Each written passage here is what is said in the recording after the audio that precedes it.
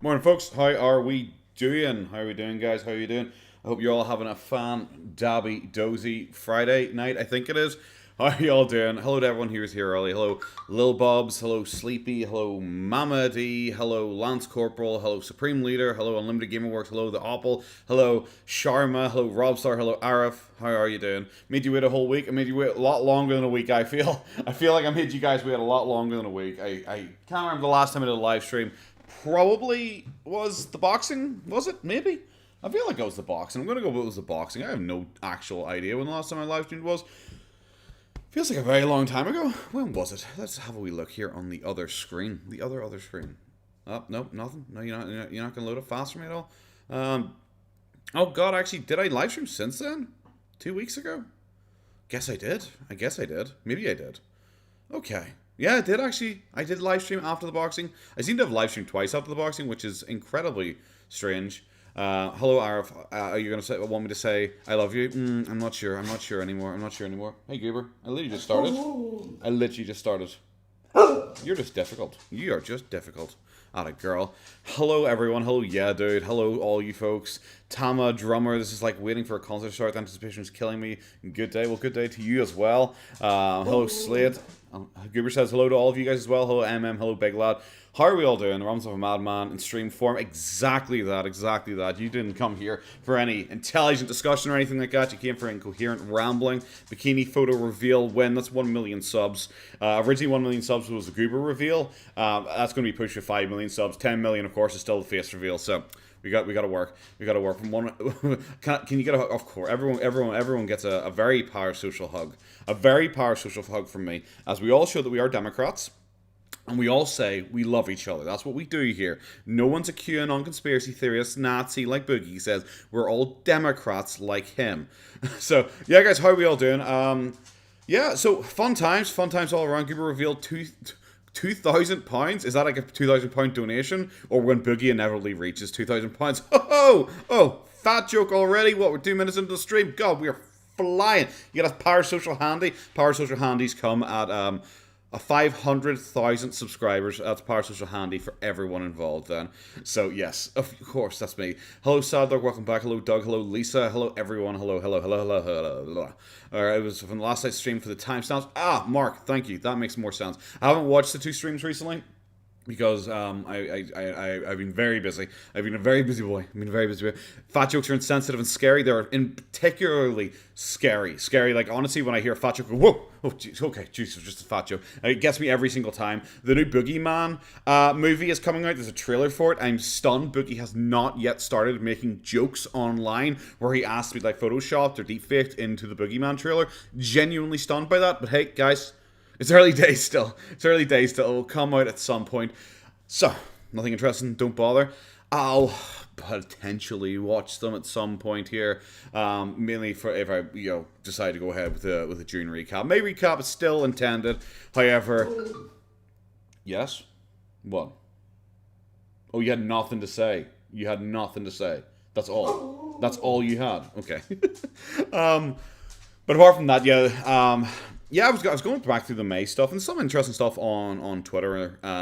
Live stream's not overly interesting, obviously. I think it was only one. Yeah, I think it was only one live stream in May. Apart from his reacting to his boxing one, but I haven't even watched that one yet. I've been trying to watch through the fucking the True Geordie podcast.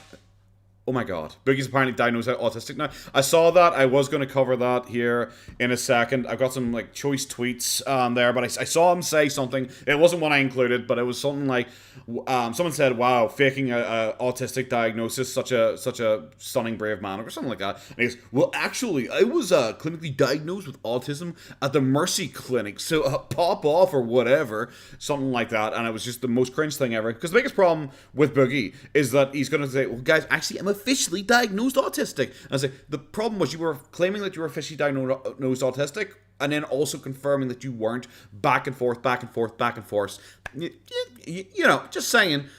It means it's not really likely that I'm going to believe you now that you once again confirm that you are once again diagnosed as autistic, even though the last time you claimed you're diagnosed as autistic, you confirmed that you were not actually diagnosed as autistic. It means I don't really trust you. It means I just don't really trust you. I'm sorry about that. He has been streaming on Twitch a bit. I tried watching with Dan Boogie's acting like chat. He streamed twice this month so far. I think it's twice this month so far. But I have both of them downloaded. I haven't watched either of them. both of them downloaded. Neither of them watched. I'll maybe I'll listen, because you don't have to watch Boogie streams. That is kind of the glory of them. So I can listen to them on my drives, which is kind of handy, or when I'm walking Goober or something like that. So you don't really need to. The kind of convenient. Biggest problem is you generally have to try and learn remember in your head timestamps. So then when I park somewhere, I can go onto my notes and just quickly type timestamps for things to check out again later on. But generally it's not actually that easy. It's a bit of a pain in the hole. But yes, guys, hope you've all been well.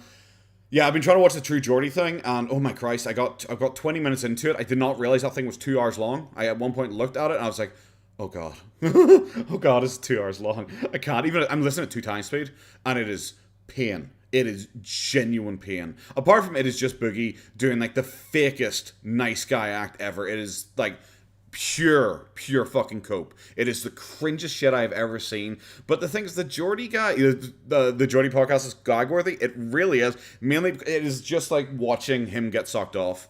It is just like watching him get sucked off, where Geordie is just repeatedly going, oh my god, you're so brave. You're actually like really amazing. You're actually like, actually kind of like really amazing and like really brave and like kind of really amazing and really like your trolls. I think they're all eating L's, and even if they won't admit it, I think they're all like jealous of you, because they all like, I think you're amazing too, because like you're so amazing, and it's just like, oh, I cringed so fucking hard.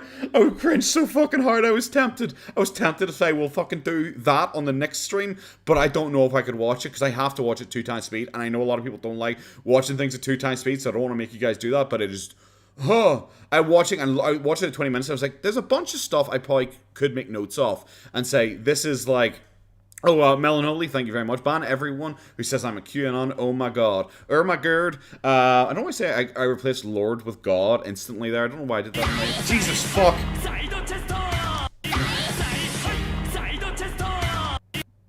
Yep. That's a good delay. That's a good delay on that one still. Fuck.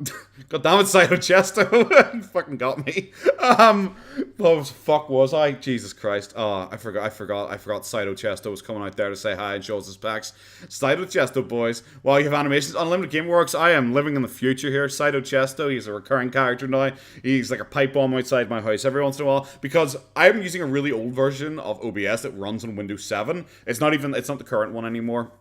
So I'm using an old version of OBS, so it doesn't link up. That's why if you look at my chat, I'm pretty sure that's why my chat will sit there for a while, and it's suddenly speed through and update with a load. Just because the OBS is so old, I just don't think it connects properly to Streamlabs or whatever it's called anymore. I think that's why. But it also, because of that, any super chats I get, it summons my animation. However, the animation will appear from anywhere from like 5 to 10 seconds afterwards to literally like 5 minutes later. It started during the boxing stream, and it would just fucking come out of nowhere and scare the shit out of me. Hello, Demon Bull Different, good afternoon. Boogie loves talking about his bad past. I bet if he had a normal past, he would be boring. It really, I don't know, really depends how bad a chest. I still think it's Saito Chesto. How bad a past you think he has. At this point, I'm just like kind of cringe. Boogie's on Twitter recently saying, guys, oh my god, I wish I would suck Satan off if I could just be normal for a day. I wish I was normal. I see all these normal people and they squander. It's like, oh my god, boohoo.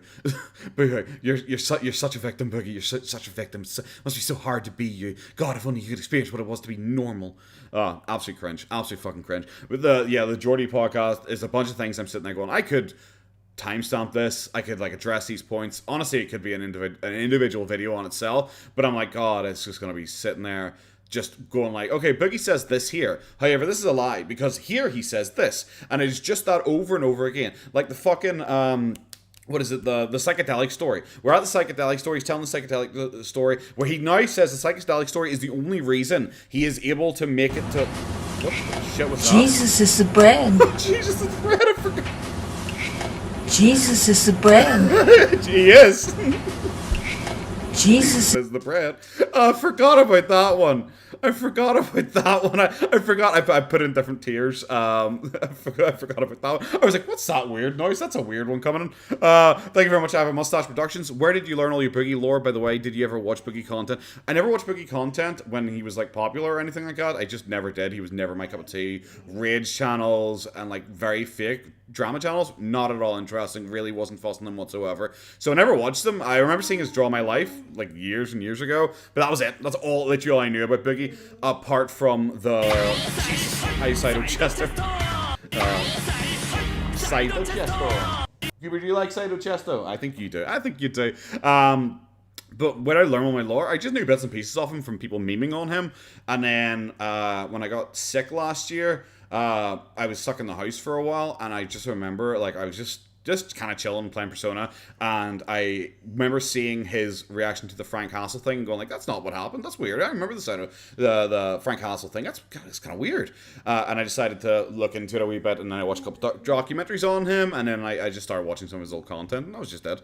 Fry Guy, look at my Twitter. I will look at my Twitter. Someone is shouting at me very rudely. Let's have a wee Jeffrey Duke. What are you talking about? Okay, she was a big fan of Boogie. She was a big fan of Boogie. The Boogie. That's very nice, Fry. Very, very nice. I will bring this across. Goober loves it too. Goober thinks it is high art here. We'll bring it across here if my computer can not chug for literally 1 nanosecond. But that's a lot of effort here for it to not chug entirely. Here you go. There you go. the Boogie 2988. There you go. It's not real. It's not real. It's not real. Fortunately, guys, it is real. No matter what you may try and do, we can't escape the Boogie 2988. Very nice, Fry Guy. Very quick of you as well. Very, very quick of you as well. So yeah, that's about the long and short of it. Woo. Yeah, interesting conversation. So guys, I think because it is going to go for a while, I'm glad that you love Goober, Lisa. I'm glad you do. She loves all of you guys as well. So we will now get into this this quote unquote debate. That's very loud of you. That's very loud of you. You're very. Oh, you're licking your butt now. Never mind. Cancel. Okay, so here it is. It's me, your host, Tom Dark. I just was checking the audio levels there. I'll turn it down just a little edge bit to it. Yeah, no, Momedy. The shooting in the air thing was kind of silly. For me, it's just the epitome of Boogie as a human being. It's the epitome of Boogie as a human being. This guy's already insufferable. Which guy? Me, Boogie, or Tom Dark? So yeah, Boogie. I've seen wherever that timestamp was. That's what I've seen up to. Maybe 5 minutes in. That's where I've seen up to in this, and I was already kind of cringe. And I was like, you know what? Why not? I think we're just gonna sit down. We'll watch it together. I am very tired. I'm gonna be entirely honest with you guys. Tom Dark sounds different than Turkey Tom, lol. Kinda, I guess. Maybe it's because I've sped it up. Who knows? He's already deleted this interview from his channel. Yeah, it's really the for anyone who doesn't know, Boogie deleted this interview. He claimed it was like, oh, Turkey Tom came on my podcast, but when you watch it, it's very clear that Turkey Tom did not expect this to be a podcast. He didn't think he's going on Boogie's Power of the Internet podcast.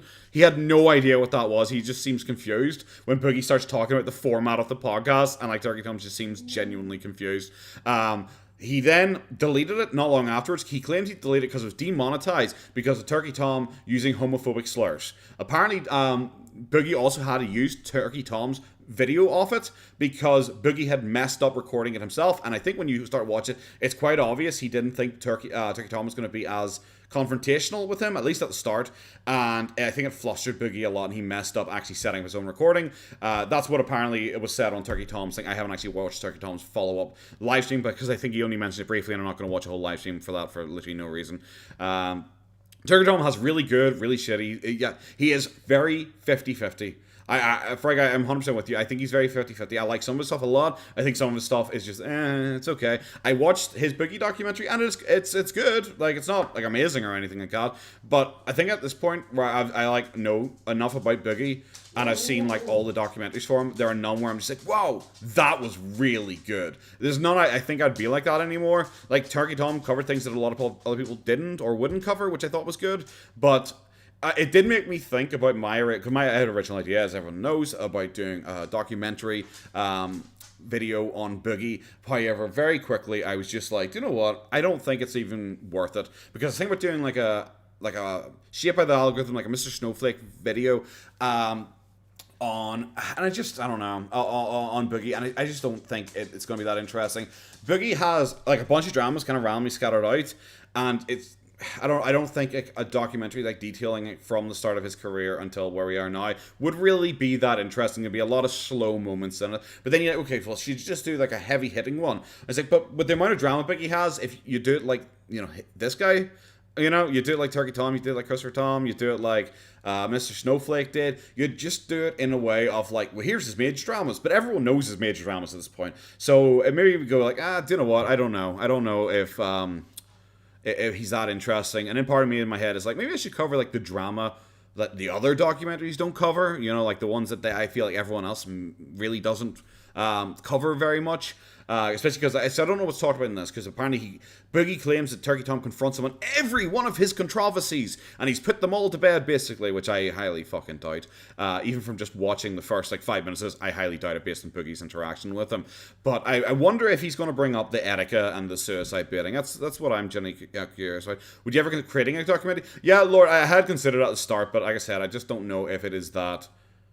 If Boogie himself is interesting enough for a very long documentary, because a lot of his major dramas already get covered by everyone else, and I feel like I don't want to retread ground everyone else has walked over. That's just not my style. So we're gonna get into this because, like I said, I'm kind of tired. I've had a very, very busy week, and I don't want to just suddenly be like, fuck you guys, and just log off suddenly when we're halfway through this. So I want to try and get as much as possible. But if it's just as cringe as the True Geordie podcast, I can't imagine we're watching all of it. But we'll see. We're gonna get into it. Okay, let us go, I guess. Back at it again with another video. This isn't even a live stream. This is just a pre-recorded thing. I decided to talk to Boogie. He asked me to talk to him after my latest video. You may have seen a little bit of a drama on Twitter. Maybe I'll pop that at the beginning of this video just for some context. But we're gonna go in the studio. We're gonna have a conversation with Boogie. You can see I've got my camera on. Yeah, we're gonna see what Boogie has to say to me. I don't know what he exactly. I don't like that. Like, I don't like this picture Boogie, but I also don't like that picture Tom Dark. It looks a bit like I don't know, creep face. I don't know. He wants to talk about it, but yeah, I guess we're gonna be going in. Hello, Boogie 2988. Are you there? How's he doing? Hey, dude, what's up? What's up, Boogie? What's up? Going? Hey, man, nice to actually meet you. I've watched a lot of your stuff. I know you're not the biggest fan of me, but I have enjoyed a good amount of your content. I don't always agree with everything you have to say, everything you do, but I'm excited to actually get a chance to talk to you today. And hopefully we can talk about, like, I'm mostly interested in talking. Do you know the premise of this podcast? Like, I'm just kind of letting that go because, like, who sits down and, like, is a guy, he apparently has revealed all your secrets. Boogie was claiming that, it's like, oh, Tom claimed that I faked ever being abused as a child. He's literally the worst person ever. And then he just suddenly started tweeting out, oh, by the way, Tom said this, and he just tweeted out, like, out of context jokes that Tom had made, like, years ago, where he had said, like, the N-word, and he'd said, like, I don't know, slurs and shit like that. And he said, oh, just so you know, guys, just so you know, guys, this is the guy who made that documentary. Just saying, I'm not trying to smear him as a character or anything, but, you know, just saying. I'm just saying. And then he comes on here and he's like, oh, Turkey Tom. It's just like, okay, could you suck him off any less, please, and just get to the fucking point? It's really weird when you talk about how he's like literally a homophobe, fucking transphobe, racist or whatever. And then the next thing you're like, oh my god, hey, I'm a really big fan of yours. I know a lot of people may disagree with you, however, I actually really like you. I think you're a good person. Really, really interested. I'm really so happy we finally got to talk. It's like, where did this come from? Where did this fucking come from? It's so fucking cringe. Keemstar did it and stuff? No, I don't know. Okay, so the idea of it's called Power of the Internet, and it's basically, we don't have to do this today, but it's what I would like you to do, and then we can talk about whatever you want to during it as well. But it's just like... There's nothing like, just watch Turkey Tom's face through this. As Boogie explains the layout of this podcast. The layout of this fucking podcast, where Turkey Tom is like, didn't you just call me out and say I was like a fucking racist who lied about you and made up a bunch of stuff? Why are we doing this thing? Wait, because Boogie starts going like, I want to ask you about like how you became a YouTuber. And it's like, what the fuck are you doing? your rise to fame, how you initially got famous, what you were doing when you got famous, how you got to where you are now, how things are going now. Look at the wee any smirk. advice you have to The people wee who want to follow in your smirk. footsteps. And I think in your particular case, because you're in the commentary community, and you're critical of people, like what advice you would have to people like me who want to avoid your gaze? Like, what is it that what advice would you give to someone like Boogie to get him to avoid the gaze of the comedy community? And it's like, well, delete your Twitter, firstly, because I think your Twitter's what gets you in the majority of trouble now. Because his Twitch is too boring. Is that for people to interview? Yes, he literally will make out that he's like calling people out and he's going to have a battle with them just so they'll come on his shitty fucking podcast that no one watches. That no one. What are we at? What are we at subscriber-wise? We have less subscribers than me. We have less subscribers than me. Have we got less than my Girl World? Have we got less than my other channel? What is my other channel? Oh, I don't really keep track of my subscribers on my. Oh, okay, never mind. He is thoroughly trounced me, guys. He is thoroughly on my alt account. He is thoroughly trounced me. 1.94. Fucking pleb royalty. You got a chip on your shoulder. Oh, sorry. I'm sorry. It's so funny that he's really trying to push this podcast, and it's just, who cares? Who fucking cares? I looked at them and I was like, because like the only one that's come out during May that I might have to consider for the fucking the video was right at the start of May. It was the fucking boxing podcast with Keemstar, and I was like about Keemstar's drama, and I like Keemstar enough, I guess. Like, I'm not really overly interested in hearing about his life story or anything like that. I've heard other more people like talking about more interesting shit. Tom is racist and Boogie dated 3 black women, so he can't be racist and Tom is bad. Chester, that is literally what I was thinking there. Like, they also smell like vanilla. That is exactly what Boogie said when he tried to be woke and talk about like black women and how they smell. Mainly because I think he was trying to make up for that article on his porn site where it said like black women smell like horses or something like that. And now Biggie's like, actually they smell like vanilla and love. And I was like, keep trying. People will forget about that one day. Hello, Secret Sauce, how are you? So yeah, like no one cares about the podcast. I just think it's so funny. He's so desperate trying to get Tom to fucking like talk to him on his fucking podcast when this is meant to be like internet blood sports. And then he starts off with, "Hey, I'm really big fan. I really like you. You're my best friend, actually. How about we hold hands?" But back to my original point, if we're going to tell Boogie what not to do, it's just like Twitch is fine because no one watches his Twitch anymore, so I don't think anyone actually gives a shit. So the stupid shit he says on Twitch, I think like I am like the only person who actually covers that because no one watches them on Twitch anymore. There's not even trolls. If you watch his chat, there aren't even trolls. People don't even go to Twitch to troll him because he is so fucking boring on Twitch. The only thing that's really an issue for him is Twitter because it's where he starts all his fights. Like no one watches his YouTube videos anymore either, so you might as well just delete Twitter and then he's flying. I've been fucking up that you want to avoid. Oh, and I mean, that's the premise of the podcast. We can do that structure if you want to, or you can just get into the meat of the criticisms you have about me as well. Okay. I thought this was like you had some questions about my video or something. Yeah. I mean, definitely would love to talk about that as well. Like, I would love it if you interviewed me and just talked about all the things that you had to say in that video. That is so weird. Imagine inviting some guy onto your podcast because you're challenging him, saying, you lied about me. You made up stuff. You said I made up my abuse. You're a racist monster. You are literally a monster. And then you get him on, hey there. Oh, actually, how about you ask me questions? How about that? I was like, aren't you meant to be like challenging me about points I made to say what's right and what's wrong? I'm the one who made the video on you. I'm the one who made the video on you and said, this is the stuff. You're meant to be pointing and go like, well, that's wrong. That's kind of what you think would happen. But Boogie's like, no, actually, how about you interview me now about things in your own video? It's like, okay, but you get to it in a second where Boogie pretends he didn't actually watch the video because fucking of course. Okay. I skimmed through. Turn the speed down a tad. Norwegian, I'm hoping you're not fucking serious here because it'll take us days to get through this. It. But yeah, that's the structure we could take today, man. Like I'm mostly just, if I'm being honest with you, I would like somebody to hold me accountable for the stuff I've actually done, and I would like do you know what? Genuinely, you wouldn't because you got really fucking upset about my fucking monthly recaps. to bed a lot of the shit that I haven't done. Like I was doing a little bit of research last night, and I saw a video that you made claiming that I have like fake Twitter accounts or alt Twitter accounts or something. Yeah. You definitely do. You do. For no, sure. I don't. Yeah, I genuinely don't. Yeah, I know. There was that. I think I said to people, I made it like 2 minutes and 20 seconds into that before I cringed up my own asshole, and it was like, no, I don't. I don't. It's like you turned into a Scooby-Doo character the second he accused you of that. You tried so hard. do. No, Yes, I you genuinely do. don't. Yes, you I do. mean, like, I won't disagree that those Twitter accounts are fake. But it's not me running them. I'm not. Boogie, that. who else will be running those accounts, man? Come Dude, on. I have a Kiwi farm of like 500,000 posts. One of the guys who spent like They five. He doesn't actually. If anyone's curious, he has like a Kiwi Farms of like 50,000 posts across like 16 years.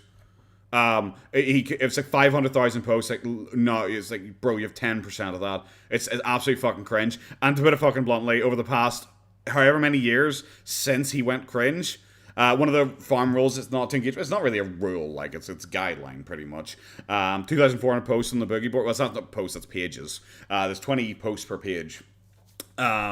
It's just fucking ludicrous. It's just ludicrous. But he tries to claim that it's one of his Kiwi farm trolls, when there's not very many of them, set up fake accounts on Twitter to defend him. Okay, cool.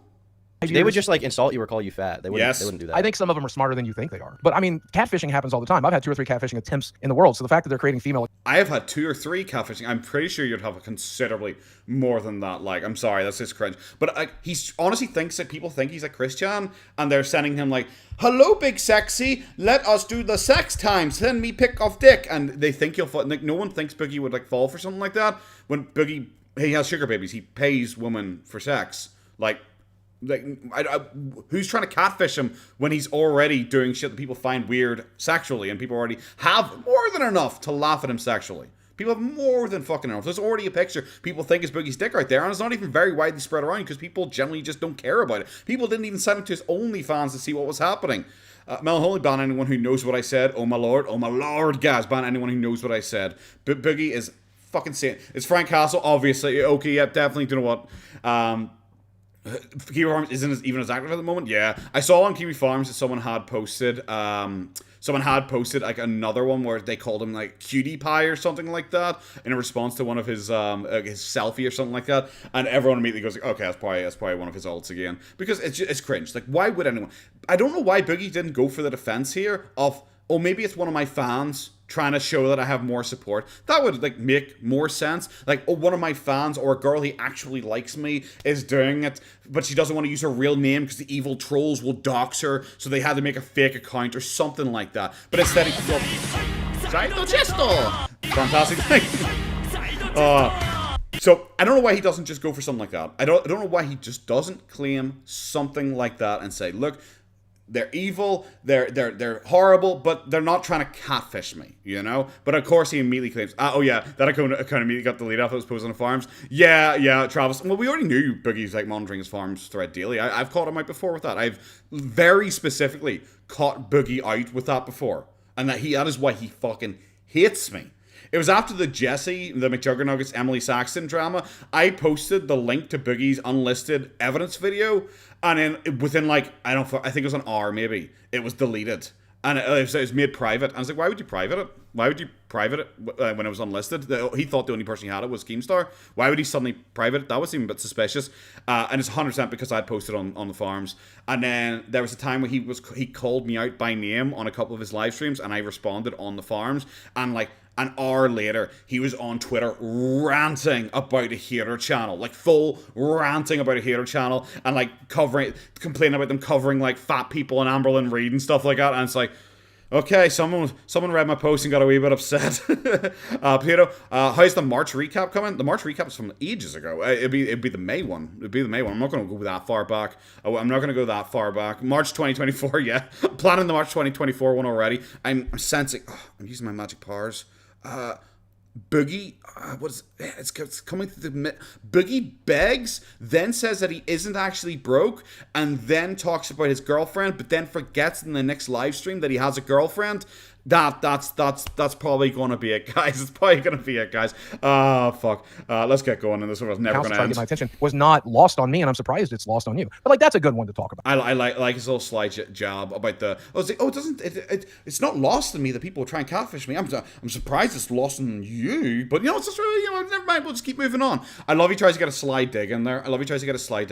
I'm sorry, the idea that people are there trying to catfish Boogie, like, why? I've never heard that. And okay, guys, as someone who is the center of the Boogie trolling universe, the Boogie versus me boxing, I already told you I'm well out of his fucking weight league. There need to be two of me. We get me and two of my brothers together and we'll fight him. It's just so fucking ludicrous. I don't know why he couldn't think of a better excuse, especially because he knew this was coming. But he tries to pretend, oh, I just glanced through the video. I didn't even sit down and watch it. You know, it's an hour long. I didn't even sit down and watch it. It's like, bro, you're sitting there fucking watching my live streams and shit like that. Can we politely fucking not? I can't prove that I didn't do that, but I did. The thing is, you understand, like, part of the reason I believe that it is you is because there's 10 other instances where you've, like, lied. Like the swatting. You lied about being swatted. Well, so no. Okay, yes, well, you did. You did lie about being swatted. I got, well, to me, weaponizing welfare checks is the same as swatting. So when somebody is purposely That's not what I'm talking about. You know what? And also, I don't know. Like everyone, I'm gonna say everyone. Like everyone, fucking watch my old streams. People know that only one time I've ever told someone off in my chat. Like the only one time I've ever told someone off in my chat, because I generally don't care what you guys do. I generally don't care what you guys do. Make your jokes, say what you want, insult me. I don't care. But the one time I've ever told someone off in my chat is someone was joking around that more people should swat Boogie, because I think swatting is really bad, really bad, really not a good thing whatsoever, boys. Weaponizing a welfare check is very different. Someone calling a welfare check on a guy who claims constantly to be suicidal, it's not swatting. They're not showing up. They're not pointing machine guns in your face. They're not flashbanging your dog. You know? Nothing. I attacked your favorite food. Okay, your favorite food is dog shit, just so you know. It is very different. The biggest problem with him claiming people are weaponizing welfare checks is he just immediately assumes that they are trolls doing the welfare checks. Problem is, Boogie actually has fans.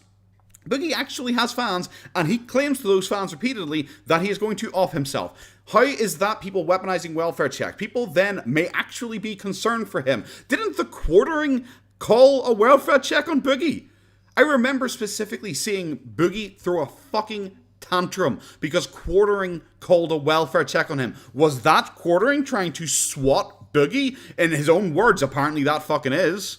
What I'm talking about, don't play dumb. There was a situation where you were claiming that Sam and Tolkien was swatting you. No, I just attributed it to the wrong people, but I did. Oh, yeah, where I changed the date.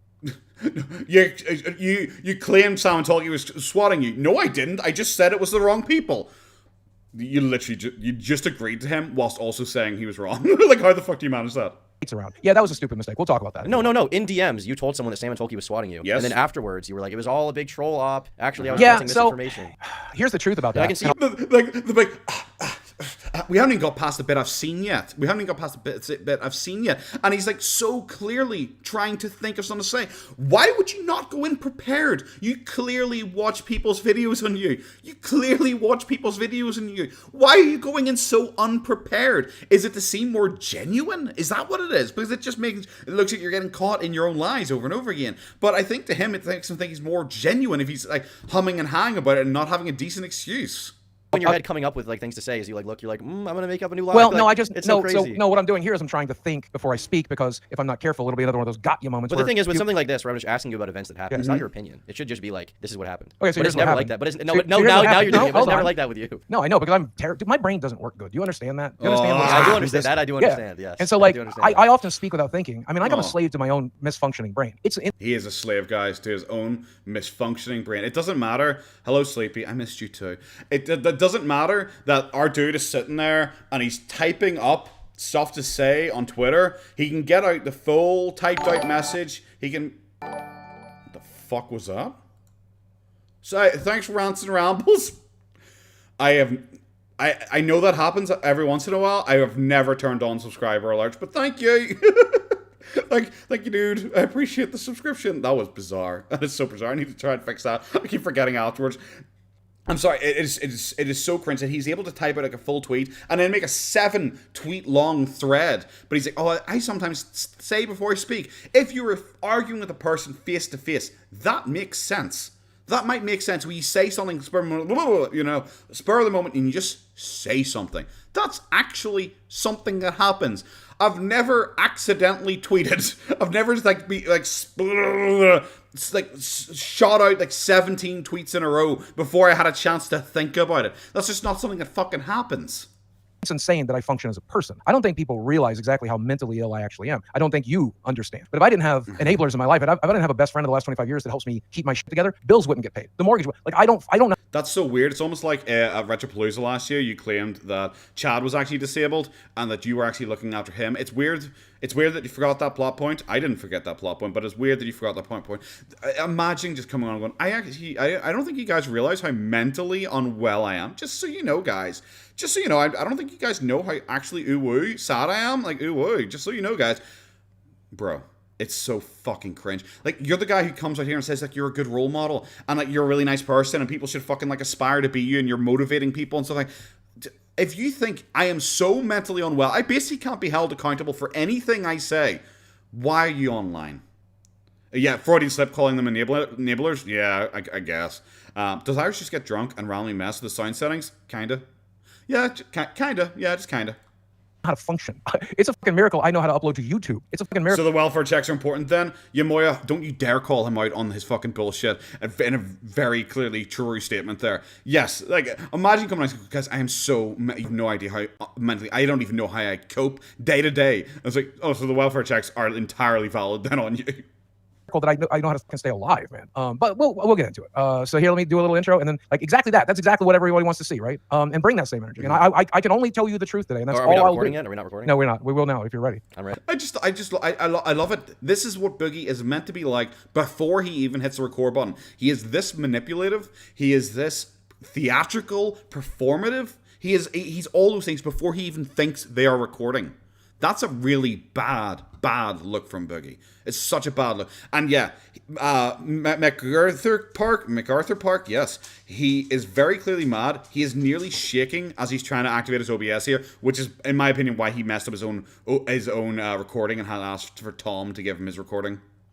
Let me figure out. I'm sorry, I'm so anxious. I forget how to fucking hit record. Okay, here it is. All right, you're not gonna be anxious. I'm not gonna like lie. I'm not gonna bring Frank Castle in here. Okay, good. All right. I think the only way he would come in anyway is if you let him. So he's not here. Okay. Yeah. I mean, somebody told me, I'm not gonna rat out somebody who told me, but somebody told me not to trust you and that like you would arrange some stunts. What did you miss? Not much.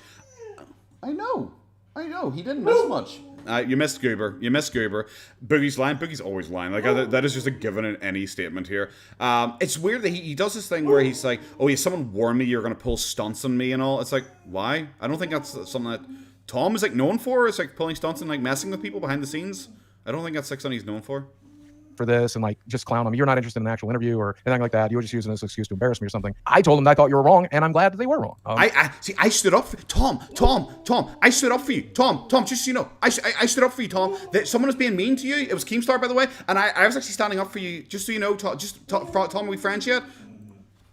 But it's one of our mutuals. Like you can probably figure out who I'm talking about. But okay. I'm not gonna point a finger or anything. Okay, hold on. All right. I mean, that's so fucking cringe. I'm not going to point a finger. I'm assuming it's Keemstar. I'm assuming it's fucking Keemstar since he's being that unsubtle with one of their mutuals because they like, have like no fucking mutuals whatsoever. It's so weird. They thought, oh, you're going to pull a stunt on me here and like fucking start messing with me. Why? That's like Boogie's kind of thing. It's much more Boogie's kind of thing where he tries to pull stunts like before the kill stream thing where he was messaging Frank Hassel trying to set up like a bit they could do together, which is fucking weird. Hit record again. What's up, ladies and gentlemen of YouTube? B2988 coming at you all through the power of the internet, and I have an episode of Power of the Internet that I think is going to be a little bit different. I have wanted to talk about my own controversies, my own rise to fame, my introduction to the internet, and the problems that I've had here. And I thought, who would be the best person to do this? At some point, I thought Keemstar would be a really good choice. But obviously, I've already interviewed Keemstar on here, and I felt like having him interview me would be probably not that fitting. So this week, fortuitously, okay, see, this is the biggest problem with Boogie, and I don't know how this goes. I've seen a lot of people say Boogie looks awful. Boogie, of course, came out saying, wow, I'm so proud. I did so amazing. I'm so genuine and awesome during this interview, guys. I'm actually really proud of myself. But I've seen a lot of people saying Boogie looks fucking terrible during this, and that's why he deleted the video off his account. With some bullshit excuse that he's going to upload it again in 6 months' time. Maybe, possibly, maybe. It's never coming back, guys. We're never going to fucking see that again. And Boogie, prove me, give me that L again by uploading it. But upload on your main channel. Don't upload on your shitty channel no one gives a fuck about. Boogie deflects the entire... Yeah, I'm sure he fucking does. But it's so weird. You brought on Tom. You are saying, I'm going to challenge you about what you said in your video about me. And then you bring on Tom onto your podcast. Try and set up in your podcast thing. And then ask Tom that he has to be the one who actually interviews you. He'll upload behind a paywall, like his most recent member video that he said he wasn't going to do anymore. It's so weird, because now you're putting Tom on the spot. Tom has not come... He hasn't come here to argue with, to like interview you and to talk to you about your opinion of things. You're meant to be calling him out for his video. So already Boogie has manipulated the situation to put Tom on the back foot. So if Boogie comes out looking bad, it is so weird because why do I eat dogs in my country? Because they're fucking delicious. Why wouldn't you? But like he's obviously put it on the back foot, and if he still looks bad from this, he's gonna be like fucking terrible because Tom is totally at a disadvantage here already. The man, the myth, the legend, Turkey Tom himself, who I think, I was trying to count it up last night, I think you've made over a dozen videos about me. So I think you're fairly well versed in the lore. Oh my god. I think he made over a dozen videos. I don't actually think he has made that many videos on Boogie. Maybe I'm wrong. I'm not religiously following Turkey Tom, but I don't think so. I guess this would make him the biggest detractor because Boogie like cries constantly with Sunny V2, and Sunny V2 has made like 4 videos on him. Fairly well versed in me as a person. So I feel like you are probably the right person to ask these questions and have me answer them. And we talked a little bit before I hit the record button. I definitely don't know that you're here to hear what I have to say today as much as like confirming your beliefs, but I promise you, Tom, right here on my dog's life, I will give you all the truth I have and more. Just one dog's life, probably Leo's because he doesn't like Leo. Or maybe, guys, it's on Sammy's life. And the third guy says, there you go. Guys? Oh. Oh, there you go. I'm glad he brought that up so I can mention it. I will be as genuine with you in ways that I've never been genuine before because I'm kind of tired. I'm really, yeah, like sometimes I don't know. So I have lied. And if we uncover one of those lies today, I'm more than glad to talk about. I have lied. And if we uncover one of them today, I'm glad. It's like, Boogie, so you're admitting that you're lying, but you're only going to admit your lie if he catches you in it? That's weird, isn't it? That's a weird thing to say. That's like a really... Why would you say it like that? Why would you not say, I'm here to come forward and like talk openly about my own lies? And you can challenge me on stuff. You can say, well, how about this lie? You can call me out on this, but I'm here to tell you honestly about all my lies. Instead, he's like, well, if you uncover one of my lies, yeah, okay, I guess I'll admit to it. It's like, weird. Why? What I lied about and why I lied about it. And I have no intention of lying to you today. But just for the people who are tuning in for the first time, who are unfamiliar with what you do.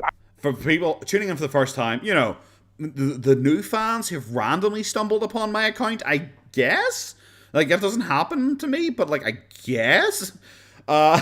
Fantastic. Fan-fucking-tastic. That's bizarre to me because you are now, in my opinion, the largest person in the commentary community. You're the person I go to more frequently than anybody else. But for those of you who don't know, by the way, Turkey Tom, I'm a big fan of yours. Could you give him a little bit of introduction about who you are and what you do? I just make videos about Boogie. That's my only interest. That's definitely something you have done. That's what he did. He only addressed. Yeah, JC. I thought that was obvious the way he said that. Like I said, Boogie. The reason I'm interested in Boogie is Boogie's a very clear manipulator. I've always said that about Boogie. His videos aren't funny. He's not a charismatic person. He's not an interesting person for in a lot of ways. But I find him interesting as a manipulator. That's why, like, it's so obvious by the way he worded that. That's just what's going to happen. For sure, but yeah. I think, but yeah, I would say you talk about a little bit of everything. You definitely talked about YouTube drama for the most part. You've delved into politics a little bit, but not too terribly much. At the beginning of your YouTube career, when you began YouTube when you were what, 15? Is that accurate? I think I was 14. Yeah, I was pretty young. And you're what, 21 now? Hey, Squeaker. Squeaker's here too now. Or is this going to start, like, because like I said, I only watched up to the 5-minute mark. Are we going to start getting like an actual interview with Turkey Tom here? I'm assuming there's going to be a bit more. Why is Boogie, who is 50, bound down to a 20-year-old kid? That's like literally what he does all the time. Have you not heard of Sleepy? Have you not heard about the sugar baby arc? that's basically what he does. He's just not paying for it this time. You're still a baby. Are there things that when you were 14 that you did that you regret now, out of curiosity? Like, do you think you've like learned and grown as a person? Is this a setup? Is this a setup for Boogie to be like, well, Turkey Tom, I think you mentioned when you first started YouTube as a 14-year-old, you now regret things that you did there, but you're trying to hold me to the standards of things I said when I was just starting YouTube, and it's not going to realize that it's like 14 starting YouTube against like, what the fuck age was he? Like 34, something like 34, 35, something like that. Over the last 7 years. Yeah, of course. Most of it was most of it was not on YouTube. But yeah, I think that's one of my biggest mistakes is I put everything on YouTube, like too much on YouTube. But it's been interesting watching you change and grow as a person. I had. Thanks for Boogie for telling us that you think it's interesting to see yourself on YouTube growing. Thanks. It's really interesting that you think you're interesting as a person. That's beautiful. Is it really that? It's like, oh, the problem is I put everything up on YouTube. It's like, but like the majority of your dramas are based around you on Twitch and Twitter. Like, it's a weird thing Boogie has this hang up about like why he had to take a break from YouTube and stuff like that. It's like, but why do you think you need to take a break from... Turkey Tom looks very feminine. I'm gonna say, I don't see it, my dude. I do not see it. I don't see it. I know people like to joke that he's a wee twink fanboy. I don't really see it. Like, I don't know. I'm sorry. I don't really see it at all. Yeah, sorry, I got totally waylaid. All I saw was the feminine thing pop up in chat there. What was I even saying? Yeah, oh yeah, I don't know why Boogie has this weird hang up that YouTube has been like his issue. It's like, oh, I put too much of myself up in YouTube. It's like, but not really. Not really. Like, Twitter is like where a lot of your issues start, because that's where you start all your fights. And Twitch is a lot of you say your off-color jokes, your drama baiting, everything like that. That's what you said about the suicide thing, where you said, oh, guys, you know, oh, if you guys don't need me anymore, I think I'd be fine. I think I'd be able to pull the trigger, no problem. Stuff like that. Like, that's where a lot of it came. The rapist Nazis thing was on Twitch. YouTube's just like... YouTube's just kind of boring, you know? No strong jawline plus not ugly equal feminine to some.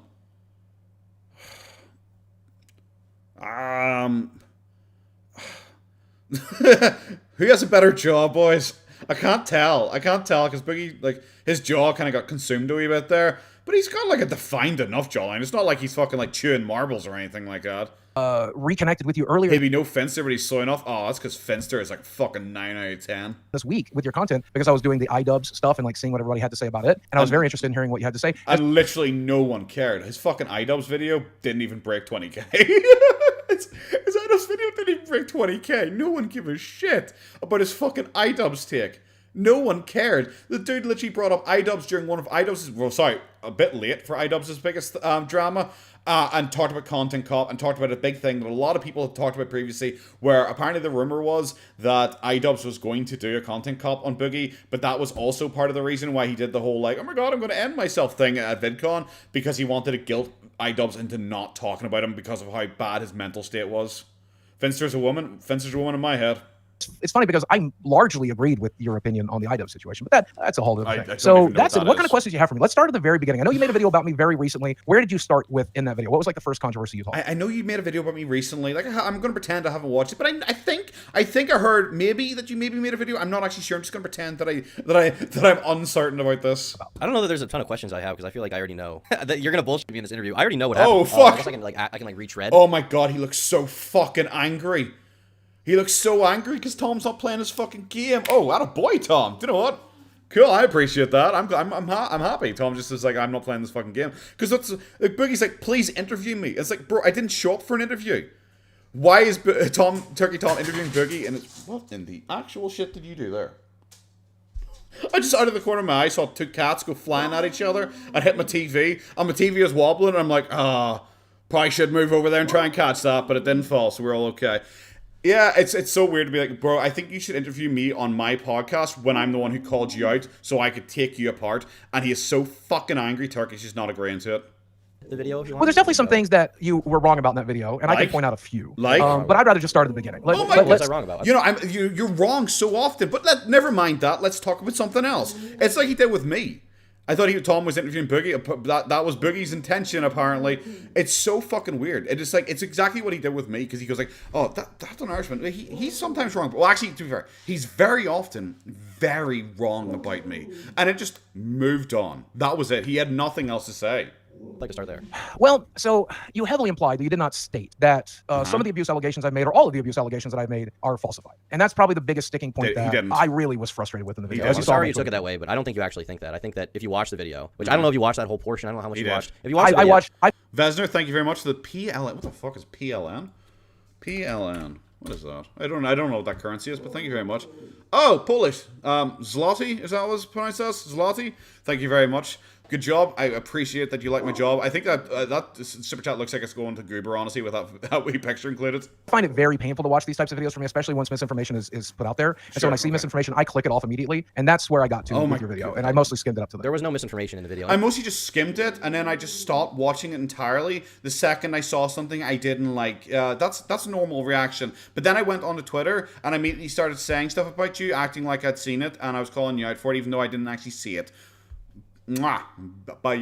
Beautiful. If there was, you would have an easy slam dunk of a video being like, Turkey Tom lied about me, because there's plenty of people that would love to see that. But well, I can't prove something that happened 30 years ago. The people who did it are dead. You don't have to prove that it happened. You could just say, Boogie, stop fucking copying me. Stop fucking copying. I know you watch all my fucking videos. Stop fucking copying me. I'm not. That's kind of a joke, kind of also not a joke, because I do think he does what the shit? Jesus is the bread. Jesus is the bread. I keep forgetting about that Jesus is the bread. I keep forgetting about that one fucking super chat sign. Jesus. Sorry, okay. I said this exact thing, pretty much. I was talking about Amberlynn Reid. I was talking about Amberlynn Reid there a while ago. I can't remember. It was a week or two ago at this point. So maybe it was before, maybe it was after this. It was probably before this, if it was only like 8 to 10 days ago. But I did this whole spiel on Amberlynn Reid and how pretty much a lot of people who want sympathy, they don't like to say something bad happened to me yesterday.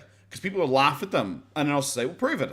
You were online yesterday between 3 o'clock and 4 o'clock, but you said this happened and it would imply that this should have happened here. And people can pick it apart easily. But then if you say, like, oh, well, this bad thing happened to me 3 years ago.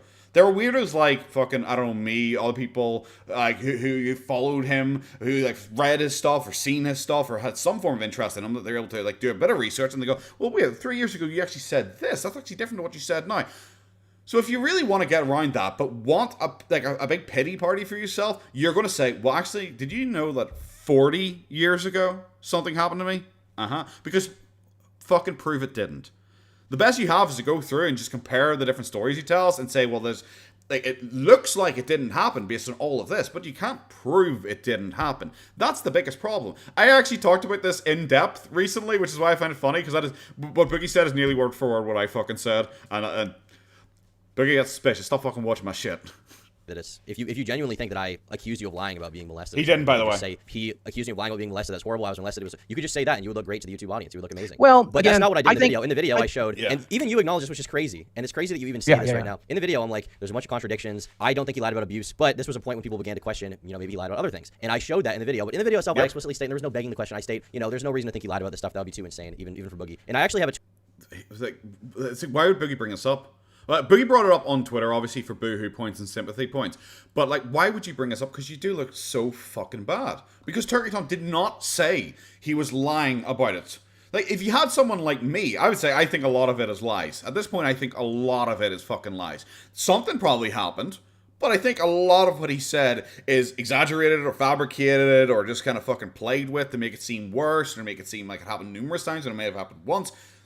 But Turkey Tom didn't really do that. Turkey Tom was actually fairly middle of the road, so much so that he got a bit of flack for being a bit too easy on Boogie by some people.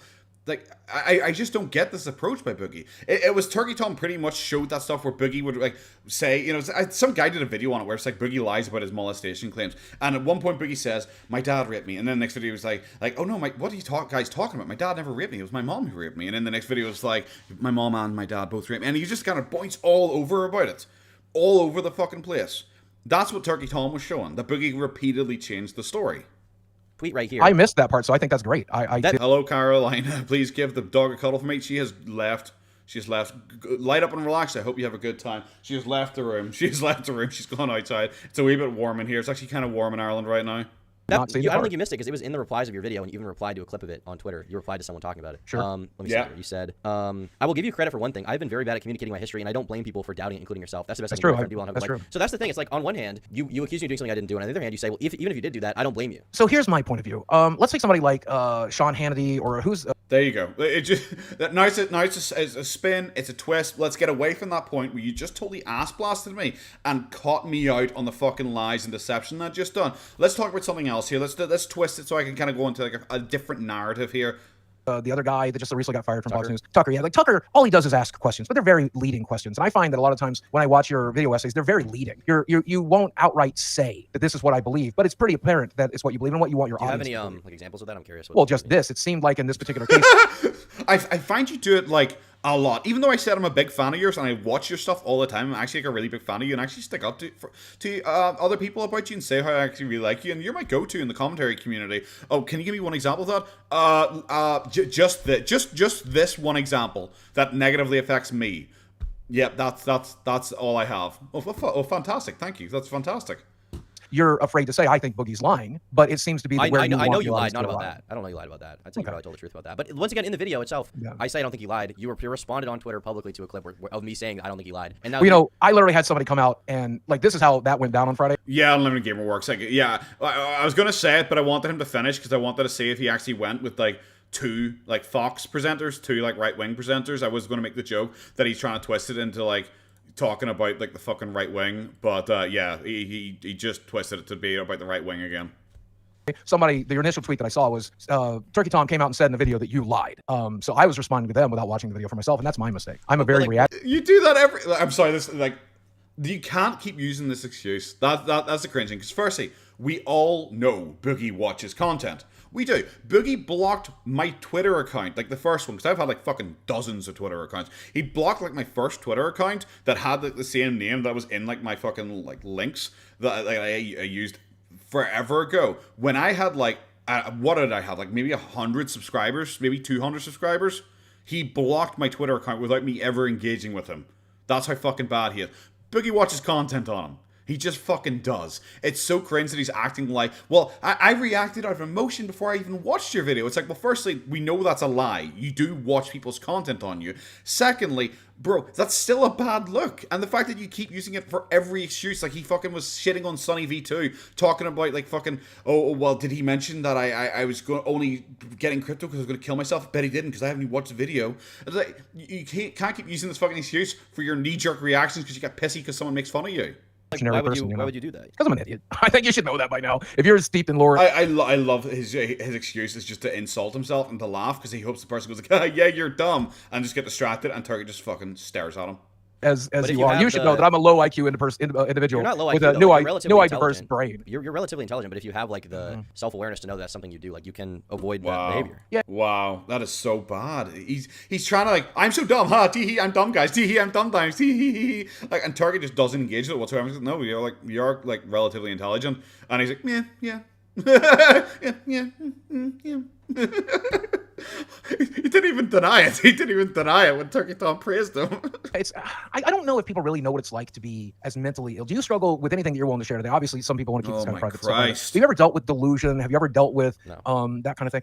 So I have the majority of my life, and I think you've seen quite a bit of that on YouTube. And sure, like certainly delusions of grandeur when I was at the top of my YouTube channel. But more talking about delusions of catastrophe. I wouldn't have called like Boogie at the top of his career delusions of grandeur.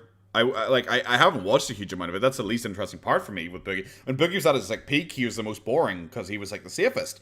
I wouldn't really say Boogie has delusion of grandeur. I would say he has delusion of grandeur now, where he's like referring to his videos as masterpieces or that he's a legend. Stuff like that's what Boogie is claiming now. That's a delusion of grandeur. At the top of his career, he was fairly well known. He's getting interviews for the PlayStation 4 and Xbox One. He was with the heads of the companies doing Francis skits with them.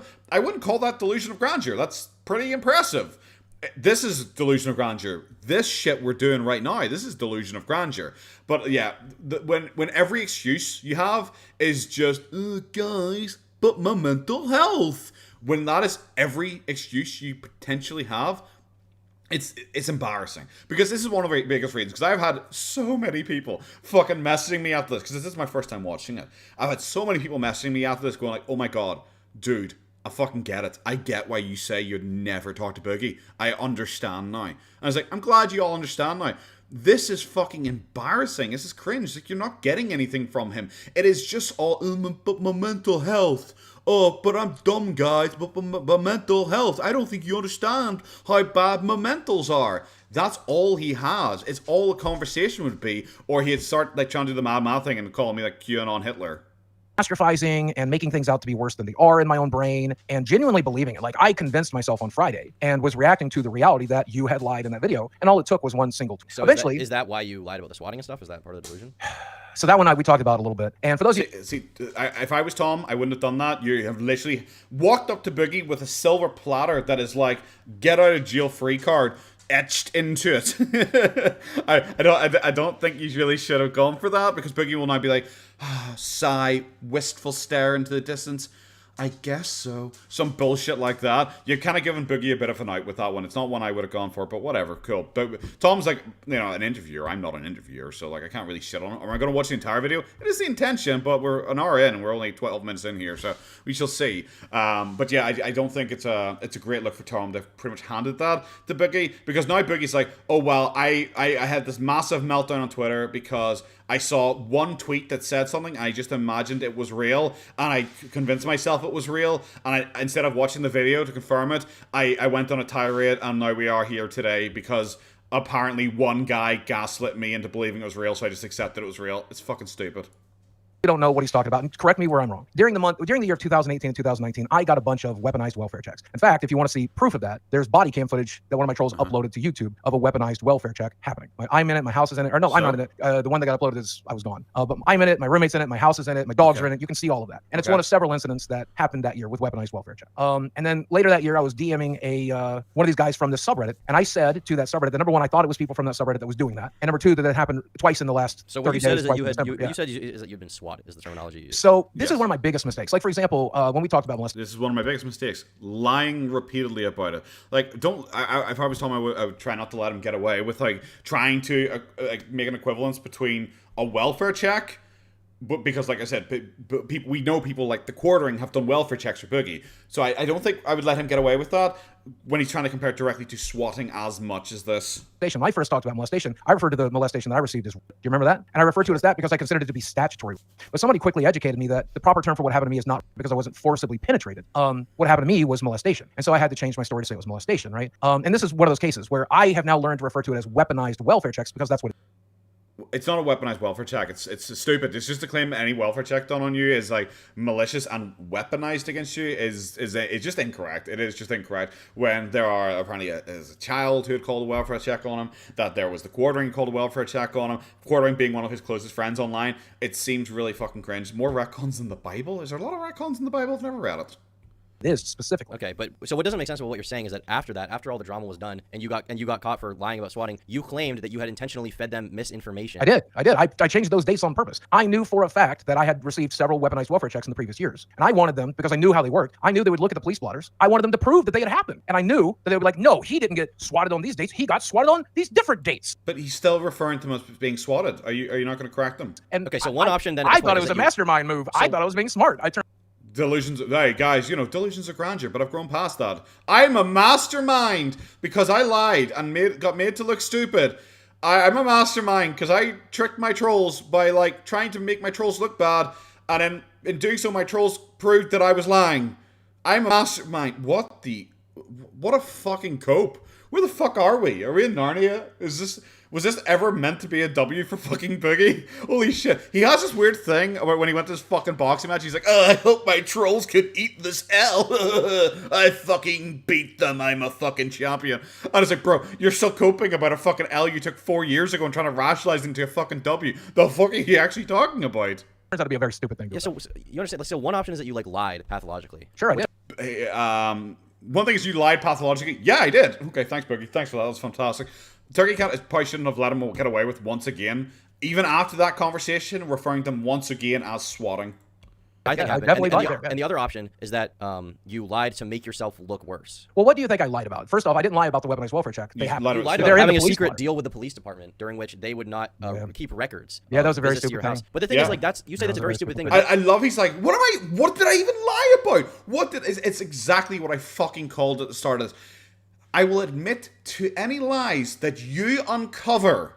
If Turkey Tom catches him in a lie and says it enough for Boogie to have to admit to it, he will apparently admit to it during this interview. Even though he's like also not admitting to it, he's still trying to spin it as a W and a big master plan of his, all that kind of shit.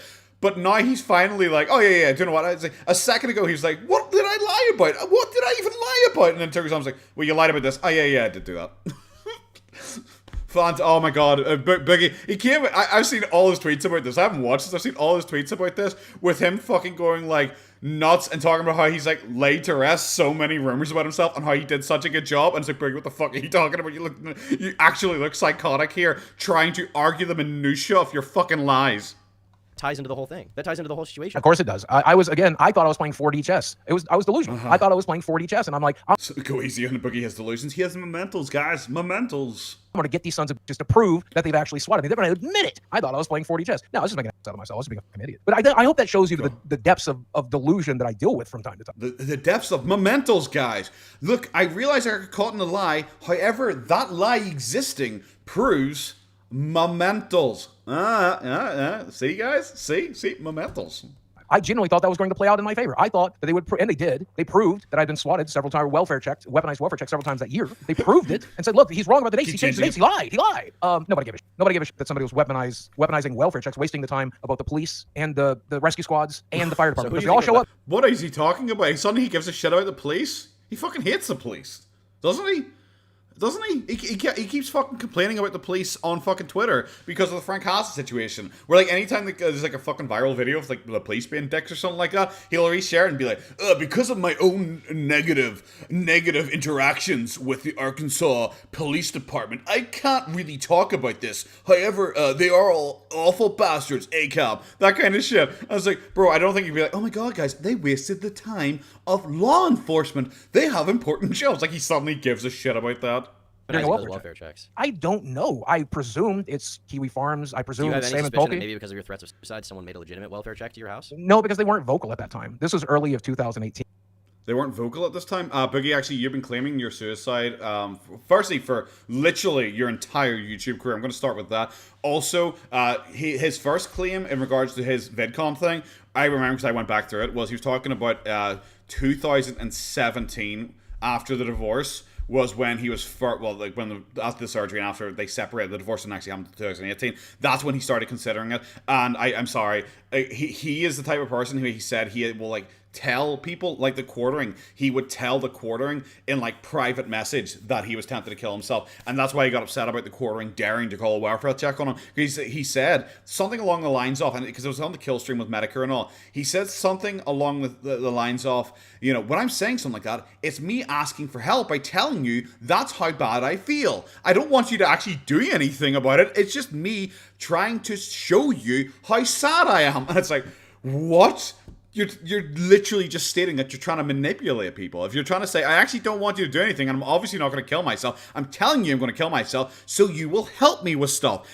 Which then doesn't make his VidCon 2019 thing look good, where he's walking around just telling people he's going to kill himself unless they help him with his fucking YouTube channel.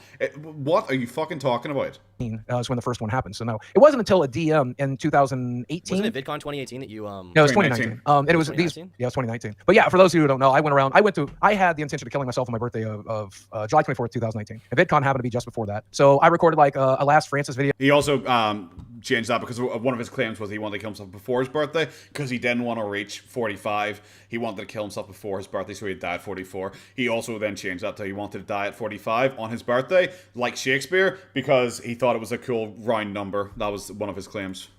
And got it produced, and it was Francis covering My Way, and I planned to upload that as like my goodbye, you know. And then I went to VidCon. But here's the thing, Tom. That's also weird because he said he did that as his goodbye, which is weird because he had also said that his live stream, you know, the one he only did like after the plan apparently had changed. He claimed that live stream was him going on and donating all his money and giving away all his money and stuff like that. That was meant to be the final thing. But now also Francis My Way was the final thing. I didn't really want to die. I just wanted to not be in constant mental and physical pain all the time. And I wanted to not be suffering the way I was suffering. So I went to VidCon and I talked to every person there. And I'm like, how do I fix this problem? I've got like 4,000 people on a subreddit every day who take my words out of context, who take and like astroturf it to every potential subreddit they can until it gets voted. That is so fucking cringe that he lies like that. Because I have gone through and I've looked at Reddit, and he was claiming that every fucking subreddit would have like dozens of posts about him. All the biggest subreddits would have loads of posts about him every time he did something bad. And if you search up Boogie on like Reddit, it's not like thousands upon thousands of posts like he claims there are, because they've spent thousands of man hours every day posting dozens of times about me and other subreddits. It's literally not even true.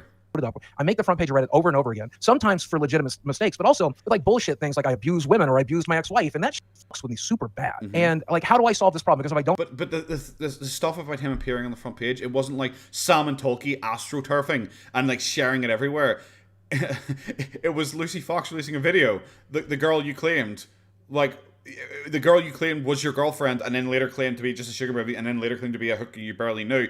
It was her uploading the video. It wasn't like Sam and Tolkien. Haberdasher didn't put a fucking wig on and go like, hey guys, I slept with Boogie and he was mean to me. It wasn't like that. It was like an actual girl that you apparently were with, who like proved that she was with you, who talked about it. Like, well, I should do an interview with him. I would rather set my dick on fire. I would rather coat my entire penis, which is a lot of penis, in honey and stick it right into like the nest of angry fire ants than talk to him. I would rather do anything but talk to him. He is the cringest fucker who has ever existed. Solve this problem. I'm going home and fucking killing myself. Okay, so it was a horrible. I sympathize with you. The Sam and Tolkien thread was not amazing. Yeah. The other thing is that like every YouTuber deals with stuff like that. I'm just not equipped for it. I'm glad that you're equipped for that. I've get never off the been equipped for that internet. kind of hate. I don't know how to deal with it, and I would say that I got it at a considerably higher level than most. I think there are definitely Why do people you that think like you got wings. it at I'm just like bigger a victim than everyone. Like there's loads of victims, but I'm like the bigger victim. If it's like a big victim, it's like a big victim contest. I would be like the biggest victim, like number one victim, like gold medal victim. You're like a bronze victim. I'm like gold victim though. higher level? Because my Think it was subreddit had random? the largest numbers for the most part. Oh, you mean like at random? I think part of it is my weight. I think I'm extremely fat, and a lot of people have issues with that. I think a lot of it is because I'm such an incredible lolcow. I respond to everybody. I respond to everything. I find it extremely difficult to not. I mean, hell, I'm doing this interview with you, and this is probably career side, right? But I'm gonna do it anyway because Well, fuck it, everything. Would you think if you did like a bingo game, do you think putting career suicide on it would be fair? Because it's kind of just like a gimme, isn't it? Him saying career suicide is like a weekly occurrence at this point. Like, pretty much anytime he's ever done anything, he has claimed recently it is career suicide for him. Iris said he had never interviewed Boogie for that very reason, Limited. I don't remember what that was. Would Neil Boogie, but I don't think Irish views Boogie as worth to be in his presence. That is exactly it. I am too high and mighty for Boogie to shit near me. I just wouldn't. I just have no interest in talking to him. Firstly, I'm not an interviewer. I don't really talk to like anyone on fucking line unless you catch me in like a CSGO lobby, and then you'll get to hear me like randomly just talk about how like I'm really bad with the op. That's pretty much all you'd get. But I really wouldn't be interested in talking with Boogie because he's like just like a cringe person. Also, because I usually listen to him at 2 times speed at all times, I would just be sitting there like, Boogie, can we speed up here, please? Please, you're putting me to fucking sleep here, Boogs. it helps and entertains and educates people. And also, even though I know it's a bad idea, I'm incapable of stopping myself. Like, I want to entertain and educate people and be a good example for people. I'm like the nicest guy ever. However, also, I'm like a mental wreck who's like a terrible person and I lie all the time. I'm a pathological liar, like I said. I'm an asshole, but I'm such a good guy. It's like, bro, can you fucking pick one?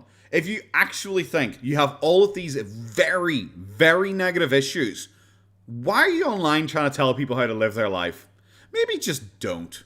Maybe just, I don't know, don't. Hey Strachan, how are you? Cisco, I don't have that, but it's free. It is free. Unlimited Gaming Works, it is free. It is very free, and I'm kind of tempted to sell my knives because I have some knives that are worth like fucking loads of money, and I don't really play the game that much anymore. And I'd like loads of money as opposed to knives that I don't use. It's a really hard problem that I have, guys. several people have told me not to do this. And on top of that, I've definitely made some stupid Several mistakes. and said people. some really Everyone's told I me stupid actually this. don't understand why you're doing it. You have no benefit to talking to me. Yeah. There's 3 reasons, really. Oh, can't wait. This is how I justified it. One second, my puppy needs. Here's how I justified it in my mind. Hopefully, it can give you an idea of my delusions. Number 1, in my mind, I like Turkey Tom. Number 1, big fan, really big fan. Actually, Turkey Tom, really like you. Best friends. Do you want to come to my birthday party next year? Number 2, fantastic, beautiful, fucking beautiful. I was sorry. I got so far. I was going to say something entirely unrelated, and then he came out with that fucking absolute belter of actually. I'm a big fan for you. I'm sorry. I even love it. The original point I was going to make is that, well, hopefully I'll give you my 3 reasons, and hopefully that will explain to you my delusions. It's like, but most people, for people being delusional, they don't know they're delusional. That's the thing. My knives are worth more than Boogie's career. Boogie has claimed recently on Twitter he got pissy about people like referring to him as broke, and he got really pissy about that again recently because I'm sorry, I had to find it because I'm sure that's one of the tweets I opened here. One wee sec, guys. One wee sec. I need to find it here. Blah, blah, blah, blah. Okay. Is that it here? Oh, he's deleted that again. What a dick. What an absolute dick. Okay. Here's his most recent fucking claim. Here. So someone says, most people don't have savings mode, they have credit cards. That explains a lot. People think I'm broke because of all the misinformation that got spread after I asked people to check out my Patreon in a video last fall. That's it, guys. That's it. That's all he did. That's all he did, guys. That's all he did, all you fucking haters and trolls and liars. He literally just asked a couple people to please look at his Patreon if they're interested. It's not like he said, if you only have $1, please donate it to me. It's not like that. He also claimed he has $17,000 in savings. That is what he is currently at, and he's still moving downwards, which is fucking ridiculous. As Gas Afs said, that's fantastic. Yeah. As Gas Afs said, he only has $17,000 left in savings, and he is acting like he is like justified in like begging people for money because he's so financially poor and he's going to lose his house. But he has $17,000 in savings and makes like I don't know, warn a guess, 3 to 4 grand, maybe that's a low ball, by the way. I'm thinking more like 5 to 6. I'm thinking like 5 to 6 grand, you know. I'm thinking 5 to 6 grand per month, and it's like, oh no, guys, I need some more money. I only have 17 grand left, guys. Please support me. Big D, thank you very much for super chat. This interview was so cringe. I wanted Turkey to go way harder. Missed the week of catch up, Irish. Hope all is well.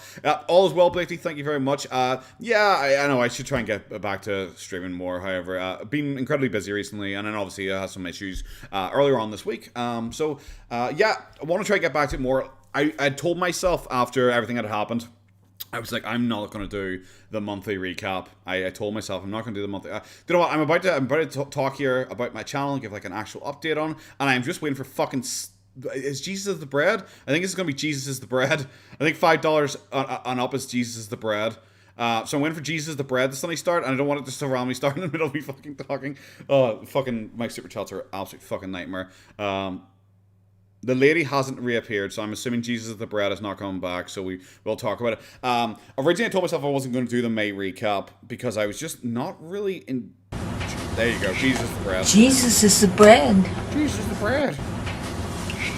Jesus is the bread. I need to make that one shorter. I need to make this one shorter. Jesus is the He is the bread, guys. Jesus is the bread, guys. But yeah, because I really wasn't enjoying watching the Boogie stuff because, like, I started watching this, and I really wasn't enjoying it. That's why I thought we'd watch it together. And then the Geordie fucking podcast, it being, like, genuinely the cringest shit I have ever fucking seen in my entire life. I just like, I'm not really enjoying it, and apart from the boxing, which I already talked about, there's not a huge amount different, so I might not do it, but I'm still going to aim to try and do it because I have missed a lot, and I do want to kind of get back into the swing of things here again. So, we'll work, and this time I'll try and keep up to date with June better, so I'm not, like, catching up at the end of the month, because if then something comes up at the end of the month, it kind of fucks me.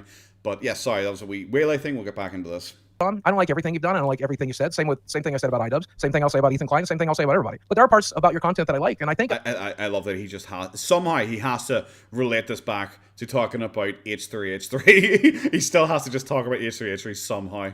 I like you as a person for the most part. Though I don't know you that well, the other day you called me like a racist on Twitter. You yeah. called me, oh yeah, you definitely said some racist shit, and you yeah. But you have too. So here's one of my worst issues. Yeah, he's jerking him off. It's pure cringe. It's just fucking pure cringe. See, the thing is, he's trying to suck Tom's dick. He's trying to suck Tom's dick because Tom has some clout. So he's trying to suck him off here and also win him over so he's more favorable about him in the future. It's very fucking clear that's what he's trying to do. It's very manipulative. I don't think you take this approach with me because I am more overtly hostile, I would say, to him, even though, like, I think I'm just a big jokester and having a good time.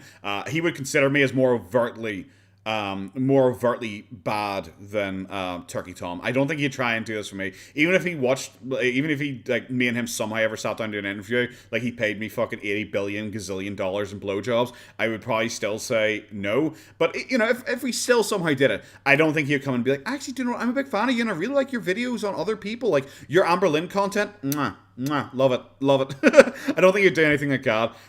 But even then, like, imagine being caught out with, like, actually, I think you're a really good guy. I actually really do like you. I really like your videos and all. And it's like, you literally called me a racist. Oh, well, yeah, because you say racist shit. I was like, oh, yeah, but so do you. Awkward. The worse a person treats me, the more I want to convince them they're wrong. Why I'm wired like that, I don't know. It's really... Should I say this? Guys, I'm going to do a Boogie thing. Guys, I don't know. Should I say this? Oh, guys, I don't know if I should say this. You have to promise me, guys. Everyone say, I promise you. I promise you. No, I don't want your promises. Your promises mean nothing to me. You're dumb. Yeah, you are dumb. Everyone else say they promise me that they're not going to clip this because it could kill my career. I know firsthand that Boogie himself has said that he would never speak to me. That I am a fucking awful person. I know this firsthand. I will never reveal my source. Yes, I know firsthand that Boogie has talked with people in DMs before about me, and has specifically talked about how he would never talk to me, and I'm an awful person. Which, like I said, is bizarre because he says he doesn't want. He's here saying like, oh, if the more someone's negative of me, the more I want to talk to them and like help them and correct them and all that shit. But for me, he's very specifically said he never wants to talk to me. He never wants to engage with me. So I don't think you're being entirely true here, Boogie. Weird. It's the same reason I befriended Keemstar. That's why I went to London and risked my racist, life. Because you said racist. It was racist. But you said It's why I went to London and risked my life. Oh my god, bro, I cringed all the way up my own asshole there. racist stuff too. Yeah, but I think you said in that one set of screenshots more racist than I said in the last 20 years. That's definitely not true. I made a joke about people of color being broke because I thought historically people of color in this nation have not been given the opportunity. People to in do color. well. And I thought people would get that joke. Yeah, that's really why you were saying that, or just because you thought it was a funny racist joke, Boogie? There was a great, that's what was going. There was a great joke about like institutionalized oppression and. So do you know the austerity. history? Do you know the history of that moment other than the clip? Do you know the context of that clip? I'm curious if he goes into this about the guy who routinely would donate to him and just say, "I'm a black person." That is a recurring joke in his thing. So I'm curious where he kind of goes with this. Make the first move, Boogie. Make the first move, Iris. Yeah, I should just slide into his DMs and be like, Daddy, please.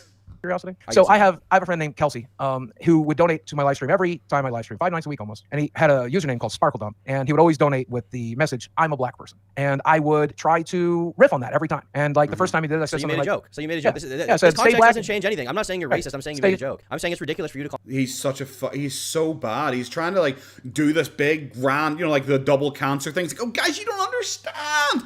You don't understand, guys. This literally the double cancer thing was a super unique, interesting joke I had with my black ex-girlfriend. Guys, you just don't understand. It was such a unique, interesting joke. You're so stupid for not getting that.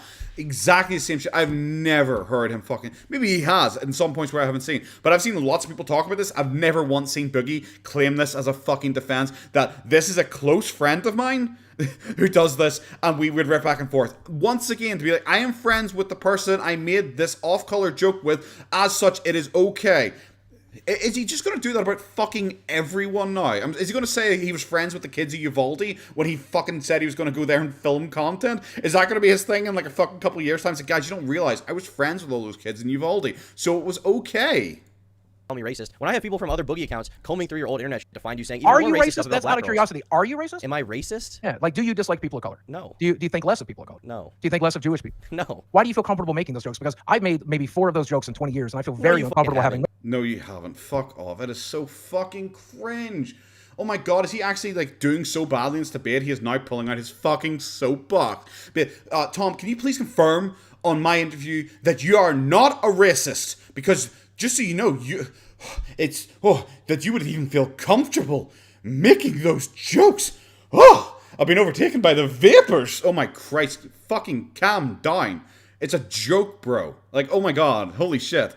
I avoid doing jokes like that because, like, the ungodly shitstorm that would come if I was making jokes like that. I avoid making jokes like that then. I don't mind jokes like that. Fucking racial jokes can be funny. Anything jokes can be funny. Potato jokes against me can be funny. Northern Irish jokes can be funny. Troubles jokes can be funny. Literally any joke can be funny. I am a purist in that. I think you can joke about fucking anything. I really fucking do.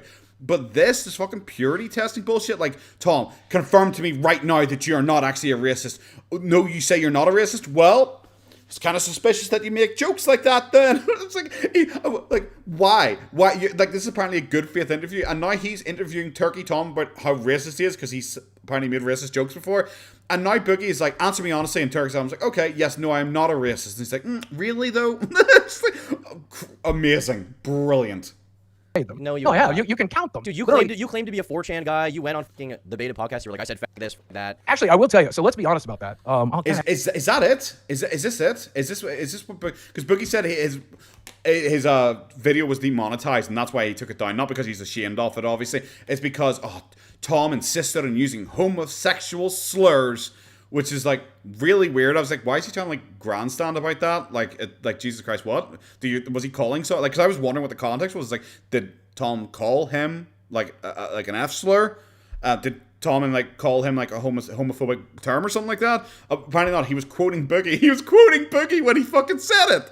Oh my Christ. And yeah, Boogie for some reason is upset that this podcast that got like no fucking views was limited ads, like just limited ads. It wasn't like demonetized, it wasn't community guidelines strike. It was limited ads only, guys. When Boogie claims that every one of his Francis videos, they're all demonetized. So I don't fucking know, a bit cringe. I have to blur that. Yeah, you so do, I grew and up you on didn't. Sam Kinison, Lenny Bruce. I still watch Louis C.K., Dave Chappelle to this day.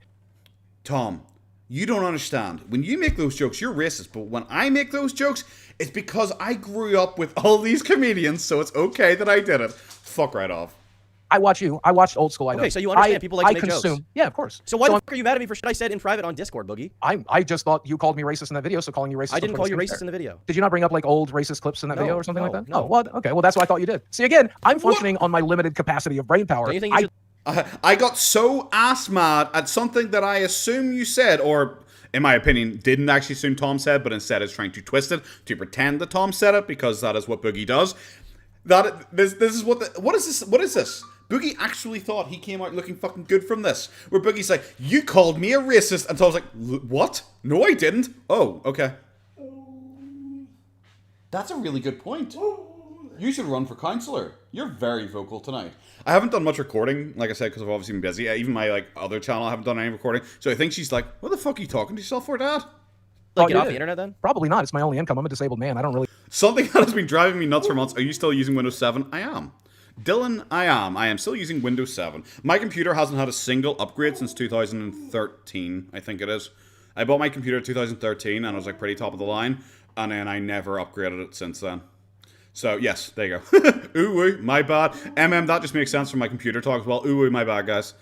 Know what else I could possibly do to earn a living. So this is the only thing I feel like I can do. You could like get like an IT job or something. Like Yep. normal. I'm not qualified for it, and I definitely don't have the mental health to hold down a job. I've tried for sure. I barely function as a YouTuber, and this is one of the easiest jobs. That's so fucking it's so fucking cringe. What are you talking about? What are you talking? She's really interested. I'm sorry. It annoys me that Boogie claims that he can't get a job because pretty much anyone can get a job. Pete's, Chantel's ex, who is like considerably worse than Boogie in like social awkwardness and everything like that. He managed to go out and get a job when Chantel kicked him out. When push came to shove, he got a fucking job. He actually went out and got a fucking job. Wings of Redemption became an Uber driver. He got a fucking job when money on Twitch started going down. Boogie's just like, nah, my mental health, I couldn't work because my mental health, guys. Even though he claimed through therapy and through the psychedelic therapy, he is so mentally well. Remember he was saying things on Twitter last year when I was doing a lot of recaps where he was saying like, oh, so this is what it feels like to be mentally well finally. Oh my god, guys, for the first time I'm actually seeing. He was saying shit like that 8 months ago, and here we fucking are, guys. I think there is to have. So can you imagine? Like improve your life in some way? Like you're totally defeatist about this. You could like, I don't know, go to the gym. Oh, I go to the gym. I just joined a new gym this last week. No, the problem is, I don't know if you know. Have you ever been morbidly obese, Tom? I don't know. I imagine you have not had any weight issues. No. Okay. If you've never been morbidly obese, you may not. Now let me obese-splain to you about being obese. I'm gonna obese-splain to you. Shut up with your fucking thin privilege, you fucking twink. Oh my god, Christ all fucking mighty. It's so cringe. A new gym, yeah, a new the game. majority of weight loss has very little to do with exercise, mostly about controlling your diet. And any diet. That I'm sorry, it is so fucking like, okay, put it bluntly, you can lose weight by exercising more. I guarantee you, like, I exercise a reasonable amount, not as much as I used to. I reckon I exercise a reasonable amount. I guarantee if I fucking ate exactly the same and I started exercising more, I would lose weight. That is just simple. Only wants but working people to judge him. Boogie just wants fucking, I don't know, people to cuddle him, I guess. Because like, even if you're like 398 pounds, Boogie like, oh well, you can't judge me because you've never been close to 600 pounds. To do that. And that's where, again, I don't think people understand my level of addiction, my level of mental illness. I have a lot of trouble controlling the things I do. Guys, you don't even understand my level of addiction and also mental. Bro, Boogie, you're the one who's claiming, like, it's like you're showing pictures of fucking salads being like, I've eaten nothing but salads for 3 days. You're the one who shows like a fucking pizza and go like, oh, I couldn't eat more than one slice, guys. It's you, the one claiming this. You're the one fucking claiming this about yourself, that you are beating all this, that you're beating all this. You're the one talking down to this, because when someone goes, ha, fatty, you're like, actually, I've lost 40 pounds in the last 1 second, just so you fucking know. You're the one saying all this shit. It's so weird that now your defense for every bit of fucking criticism, every time you get caught out in a fucking lie is, well, actually, I'm really fat, and I'm addicted to food, and I'm really mentally unwell. It's why? Like, what kind of defense is this? Because I guarantee in a fucking week you will be on Twitter talking about how mentally sane he is because he took fucking mushrooms. I have a lot of trouble. These are things that you can overcome. You don't just have to accept them for what they are. Like you, right, and I work on them every day. I'm in therapy again right now. I just got back into it after this fight because I knew I was going to need it. Clearly... I just got back into therapy after this fight. What therapy? Like real therapy or the I take mushrooms therapy? Which therapy are we talking about here? Like this is during the True Geordie podcast, Boogie stated that after his surgery, he has been doing intensive therapy the entire time since then, which is so weird because last July he made it out that he was doing therapy for the first time since fucking BetterHelp. Not enough. Like you're like my dad's age, and you're totally defeatist about this. Yeah. But did your dad go through the things that I went through? Do you think? You know, probably not. No. Yeah. And so I think that's one of the. but did your dad go through the same things as me? No, he didn't. Yeah, didn't think so. Yeah. Didn't think so. Didn't think so. Imagine being like smug about like, but your dad didn't go through as many baths. Oh, he didn't. Didn't think so. It's so fucking cringe. It's so like, but Boogie makes it like, well, unless you've done exactly the same as me, had exactly the same issues as me, you can't judge me on my rapidly changing opinion and mind. Biggest issues is my brain is like a jumbled wire of it's just a fucking mess, man, and it's difficult to function. But you know this about yourself. Yeah, and I think I do a pretty goddamn good job. I think someone with my experiences, with my body, still being alive at 48, that alone is a triumph. So many people that I loved and respected. I am such a hero, guys. I'm literally a hero for even being alive. Just so you know, guys, literally a hero for being alive.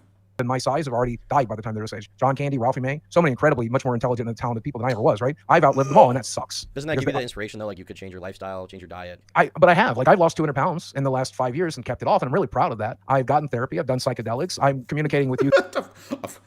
Imagine you're listing your accomplishments, and it's like, you know what? Through weight loss surgery, I lost 200 pounds, and I managed to, kind of keep it off. And I did mushrooms. It's like, imagine those being like your achievements in your life. Those being your achievements in your life. Like, I lost 200 pounds and I took some mushrooms. Attaboy. Here, I have the intelligence and the capacity to be able to sit down and have this conversation with you, and I think it's pretty damn cool. I'm actually really proud of what I've accomplished. Imagine just sitting here and just like violently sucking yourself off on live stream. Actually, I think it's really cool and really impressive, and I actually think I'm like really impressive, even though I'm literally talking about how you can't hold me accountable for basically anything I've ever said because I'm so mentally unwell. I'm actually really impressed and proud of myself because I'm actually like such an amazing guy. It's like weird that I'm so amazing. I'm actually impressed with myself because of how impressive I am. Like, you can't have it both ways. You just cannot have it both ways. You can't be like, I am above criticism because, ooh woo, I am so mentally unwell and so pathetic and stupid, and also I am literally an inspiration because I am so great. I think it's insane that I was able to be on the internet for 20 years. I think it's insane that I was able to entertain people for as long as I have. I think it's insane that I've earned 1 billion views on the platform, and people were either entertained or inspired. Yeah, you have not. We'd have to do a lot of fucking rounding up to get that 1 billion views. By that, and I'm actually really proud of that. And so I think there's two different ways to look at it. I can look at my life, as a lot of people think I do. Oh, poor pity me. I'm just going to sit on my ass and not try to do anything and not try to accomplish it. I can do what I do every day, which is try to control what I eat, try to control this brain, try to control this body, see my doctor, hit the gym, make a YouTube content, live stream, interview Tom Dark. Interview Tom Dark? Like his name is Tom Dark. Hello, Tom Dark. How are you today? He's just so fucking proud of himself, and it's like really embarrassing. 1 billion views. Mom, they love you because you give birth to me. I have 4 million subscribers. Well, nearly 3, but 4 million subscribers still at the minute. Give it a couple months, but it's gonna be 3 million subscribers soon. It's so cringe. It really is just cringe that he is just like bouncing back and forth so much between I am literally the most pitiable person who ever existed, and it's mean to even criticize me because I'm not well, to I am literally an inspiration and I am fucking incredible. I am so great. I am owning all the haters. I'm actually really proud that I choose. It is like, I mean, you were offered a job at Meta PCs, and well, no, I wasn't. That was a bit. You know, that was a bit. Like, ask Zach right now. I was never offered a job. That was a bit. They sponsored. They're one of my sponsors. No, it was definitely a bit. It's another one of those L's that you guys have to take because Zach will tell you right now. It's another L you guys will have to take that I said something and you reacted to me saying it. Boogie doesn't really understand what an L is. Like, I'm just going to say. It's like if I said, hey guys, I'm not going to upload a video because I'm going to Japan for 2 weeks. I'm going on holiday. And then a day later, upload a video and go, eat that fucking L, you fucking noobs. I fucking owned you. Eat that fucking L, bitches. If that's like I fucking said that. It's like, no, it's not an L. It's like you said something and people reacted to it. Like you're literally going like, if you don't go into this assuming I lie about everything, you should eat L's. Boogie's the guy who's like, I'm so truthful, guys. I don't lie. If you catch me in a lie, I might admit to it, tee-hee. But I'm so truthful, guys. I'm like really honest and really open and everything. But he's just like, you have to take an L because you thought something I said was the truth. It's like, you fucking pick one, Boogie. It can't be fucking both. Because you guys are so convinced I lied about that one too. I just asked you. Okay, well, so many. But you did. You just did. You said you're offered a job by Meta PCs. And like, no, that was a bit. It's like, so you lied about it. You were not actually offered a job by Meta PCs. So how does that even factor into you have to take it L? Because you guys thought I was lying about that because I said something and it wasn't true. It's like, bro, that is quite literally what a fucking lie is. How the fuck? Genuinely, holy shit, that was so cringe. People are. You might not have been. You might not have been convinced that it was an actual offer, and you might have just been trolling. I thought it might have been. I was curious. Well, it wasn't. It was a bit. It was they've been a sponsor of mine now for 2 years, and we were just trying to sell PCs. Yeah, I mean, I know for a fact, and I think anybody who's watching me on YouTube would know for a fact. Hey, Meta PCs, I know I insult your boy here. Hit me up. Give me a free PC. I will show you fucking, I don't know, once maybe once. I'll do a short for you. I'm pretty much unhireable, man. I don't know what job can you break down in tears in the middle of? What job can you show up and not be able to stand up for? Whoa, God, did I come across like a bad person? Gotta laugh at that because that's so fucking cringe. Bro, I'm sorry. You're just talking about how fucking impressive you are as a person. I'm like, bro, I don't think I can work because like literally I'll just break down in tears immediately during it. So, check fucking mate, bro. What job am I meant to have? Fucking eat that L thinking I can work because I'd just cry. It's like, okay, go. More than 3 years. Well, let's talk about right? YouTube then. Have you thought about changing your content? Because clearly, whatever you're doing right now is not really getting the Nice. numbers, right? Well, No. so I did a shift after Oh, I can't wait for you to talk about this because I unfortunately think I know more about your fucking YouTube than anyone else does currently, and that's not a fucking high bar. I'm not happy with that, by the way, guys. Do not think I'm gloating there. It's cringe and sad. But I can't wait for him to talk about this. It's just cringe. It's kind of just turned into an intervention now with like Tom trying to have like an actual sit down conversation with him as opposed to like calling him out on his lies. Like they barely even talked about the fucking video in ages. I like vlogging, and I haven't been doing much of it. So my friend Michael, kid behind the camera, took me under his wing, and we made some vlogs, and they did pretty well. No, they legitimately fucking didn't. Losing my phone like didn't even break 20k. God, what else was it? This fucking I almost put myself at 5 guys. 16k. It's alright, I guess maybe. I guess that one made 69k. So I guess that's like the best he's done in a very long time. 61k. Hot Pocket Nightmare, which is not a vlog, I guess. No, not really seeing great numbers here. Like the best one you've had apart from like your boxing thing, which barely broke 100k, which is pretty bad, was iDubbbz dragged me. It was when you talked about iDubbbz. You used someone else's name for clicks. You used iDubbbz for clout, like you accused literally everyone doing it of you. The second I saw he started putting out these like fat bait videos and boohoo videos, especially when on Twitter he's like trying to sell this like it's a really genuine video and he's like upset. You know, if Irish has more live viewers than Boogie, MetaPC should sponsor you. I don't think I have more live viewers than Boogie does. I'm pretty sure he usually gets about 300. There was one live stream where we did have more viewers than him. I remember because he was live and someone came across and told me that I was reviewing his documentary, maybe like his documentary live stream, and he was on doing some bullshit. I have no idea. And people made a point that I had actually more live viewers than Boogie did, because I think I was at one of the times that I broke 200 concurrent viewers and he had like 170 or something like that. So I think I actually did beat him once. So yeah, fuck you, Boogie. Broke you, bitch. His defense is like, YouTuber's easier than getting a job, please enable it. Pretty much, yeah.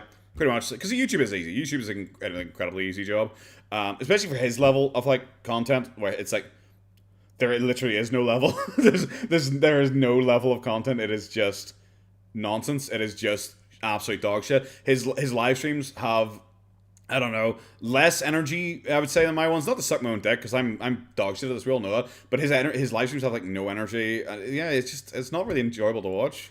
And so I'm trying to learn to do he does without all the clickbaiting and all of that stuff. And I almost pooped myself at Five Guys. Losing my phone in a lake. Yeah, okay. He's done pretty good. He's done pretty good with the no clickbaiting. Boogie tonight almost knocked out during training. He's doing pretty good. Yeah, he's doing pretty good getting away from all that clickbaiting. Not like Kid Behind the Camera was there for his help video where he encouraged him to like beg and to try and get people to hate him and get drama and shit like that. I also really like travel content, so I actually made the announcement today on Twitter that I think what I'm going to do with this fight money when it comes in is invest in getting out there more, doing more, and filming. The fight money is fucking hilarious. If anyone doesn't know, he got paid 10 grand for the fight, and he claimed that he actually lost money on the fight because he spent so much money preparing for the fight. And instead of just being like reasonably smart and trying to pretend it was all spent on like medical expenses, which still I think he probably wouldn't have had to pay for. I think the company probably would have paid for it. I don't know what the contract was, so who knows, guys? Who knows? But then he claimed, like, oh, I also spent a lot of money on training. And it's like, bro, we literally watched you. You clearly did not train. Like, why are we doing this? Why are we pretending that you spent money, like, professionally training for this fucking boxing, that you actually had, like, a trainer? You very clearly had no idea what you were doing. It's like you'd never... He never had been punched before. It was very clear during the fucking boxing. He had never been fucking punched in the face before during like, any form of sparring. It is so cringe that he just kept fucking saying, oh yeah, I spent too much money on training. Fuck off. No, you didn't. Those experiences because people seem to be enjoying it. Somebody on my comment thread called it comfy content, and I like it. But here's the thing: I will never be able to compete with the likes of you. The amount of editing, I don't have the skill or the talent, nor the patience, nor the time. What I have isn't skill or talent. Like I don't have the Boogie. You literally have nothing but time. Boogie literally has nothing but time. Nothing but time. His videos are made in minutes. His videos are literally made in minutes. These are not hard videos to make. I have been live streaming for 1 hour and 40 minutes so far, which would be more time than it take to film this one, this video, this video, this video, probably this video, probably this video. All of these videos put together, this one live stream is longer. But basic editing is easy. He doesn't even do basic editing. That's the thing. He doesn't even do basic editing. That's the thing. It takes no time at all. I don't have the time to do it. Bro, you have nothing but fucking time in your life. It's embarrassing. It's fucking embarrassing that he's acting like, oh, I'm just too busy. I'm just too busy. The dude forgot he had a fucking girlfriend. The dude forgot he had a fucking girlfriend. Who was it? Someone fucking DM'd me and told me that apparently during his most recent live stream, he forgot he had a fucking girlfriend. He was claiming he had a girlfriend since fucking November, and he fucking forgot about it. I would say you enjoy a brief intermission to remember that. Jesus Christ. Thanks, Spider Chester. That we love hyenas. Average hyena enjoyer. We do love hyenas. Thank you very much for super chat, my dude. Yeah, I spend so much time in my day seeing doctors, trying to control this brain, trying to control this body, trying to control these emotions. I don't have you made an hour-long video about me. Out of curiosity, how many hours do you think that took you? And I presume you have an editor, so you and your editor, editing, filming, scripting, writing, research. How many hours do you think that took you? That one video? Combined, I don't know, a lot, like 50 maybe. 50 hours? That's insane. I don't. That's insane. Imagine someone putting effort into a YouTube video. Just so you know, by the way, I know Tom's video considerably better than mine, considerably fucking higher quality than all of my videos put together. So I'm not trying to pretend, but like my like monthly recast of Boogie can be like a fucking hour, near 2 hours long. It does not take me 50 hours. It really does not. If I do it on a day off, I would get it done in just that day. Like if I sat down and dedicated like a day off to it, that includes rendering time and shit like that, and also my PC literally being a fucking potato and having to take a couple deep breaths in the middle of me trying to fucking like load footage onto it. You know, I just don't believe him. Boogie makes it sound like he is at his doctor's and his therapist every day, but apparently he's only just getting back into therapy after taking a break for his boxing thing, and this was filmed like, I don't know, fucking 3 weeks after his boxing thing. So we're like, okay, well, you had 3 weeks off there. What the fuck did you do with it? I do like that Saber Spark is here, who is like a fucking cartoon reviewer shitting on Boogie. I think that's fucking hilarious. If anyone hasn't seen it, by the way, and 1 second here. If anyone hasn't seen it, by the way, I'm not sure. Maybe you guys are fans. Maybe you guys aren't fans. But what the actual fuck did I click there? Oh, my computer's chugging. My computer's chugging. I have too many windows open. Oh my god, guys. Oh my god, it actually is. There you go. See, watch how slow this is. Here, EFOP. EFOP did a reacting to Wings versus Boogie, and it's very funny. It is very, very funny. 77,000 views. generally more views than most of Boogie's content. They did a little breakdown of like who Boogie and Wings are. They talked about it, they joked about it. I really like the EFAP crew. Me included. Now, what I want to know. I literally clicked on a bit where they weren't talking. You know, You better not be wearing that shirt in the ring because How come I keep doing this? Square off on it every I time. keep clicking on bits and they're not talking. Keep clicking on bits and they're not talking. EFAP, like I said, did the video, so go watch EFAP reviewing it. EFAP, funny as hell. Maul in particular does really great movie reviews, so go watch them. I'm so sad. Every time I clicked, it was not when they're talking. Picture what it would look like if someone tried to work on thumbnails. The horror. Oh my god, disgusting. Imagine people putting effort into thumbnails and not putting a video to upload onto YouTube, and it takes 30 minutes to upload, and then in that time they make a thumbnail. Who would do something like that? Lazy fuckers. I don't have the patience. My current therapist thinks I'm dealing with ADHD. I don't know if I am or not. I don't know that I'll ever get tested for it, but I do know that my brain works very similar to that. Bro, we literally only got diagnosed with autism apparently a day ago. Now we've got ADHD as well. Holy shit. By the end of the fucking year, this guy's going to have so many fucking mental diagnoses. I have difficulty setting and doing anything. Sorry, Sal, I have I won't difficulty spam setting for again. an hour because of my back pain, much less setting in a chair So or slumped over. has editing. thinking about this stuff throughout your life, has it helped you a lot? What do you mean, like therapy or like talking about this stuff, or exactly what do you mean? Well, no. When I was talking to you, you were like, well, I don't have time to do what you do. And I say, well, how is that? You say, well, I have to see doctors, I have to see a therapist, and then I have to spend time controlling this brain or controlling this body. Yeah. But Boogie makes it sound like he sits there fucking like meditating. He just sits there fucking woosahing himself and rubbing his earlobes all day just to control himself so he doesn't eat a ham sandwich. That's seriously what he's trying to sell it as. Robstar, thank you very much for the super chat. I do appreciate it, my dude. Chrome be taking all your RAM, everything be taken. I'm not even using this. Isn't Chrome. I'm on Firefox. I'm on Firefox here. Yeah. What does that mean? So when you wake up in the morning, what's the first thing you do? Probably piss. And then? Shower. Well, I piss and shower. And then I spend the first 2 or 3 hours of my day trying to not hate being alive, trying to get myself out of physical. Boogie, like literally the second you wake up, you're on fucking Twitter arguing with people. What the fuck are you talking about? Holy shit. Just imagine being so pathetic that you need to come on here because you're getting so ass blasted. You have nothing as a counterpoint for him apart from, well, actually, I'm really sad like a lot of the time, and I literally have to sit there for 3 hours and try to convince myself that I don't want to hate myself and die. Jesus. Saito Chess, thank you for coming into the opportune moment there. He should be working out so he looks like Saito Chess, though. That's what he should be fucking doing. It's so embarrassing. This is low level shit, and this is like actually like being kind of pitiable. Pain, trying to get myself out of mental pain so that I can put on a smile for my friends. I love it's just so I can smile for my friends. Oh, you're a hero. You're a hero because you're not smiling for yourself. You're smiling for all of us. You hero. Oh my Christ, it's just so bad.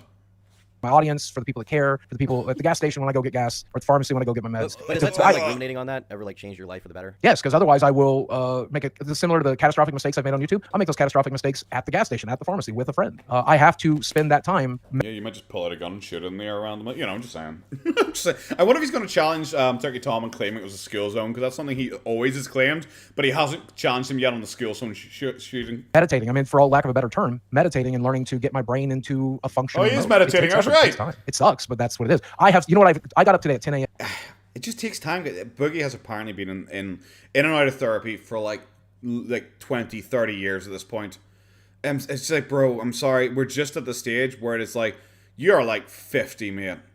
You're like the gas station story, Queen Claire, exactly. That's what happened. He didn't spend 3 hours. He only spent 2.5 hours that morning convincing himself to be happy that he went straight out and immediately was like, ugh, at a guy at a gas station, scared the shit out of him.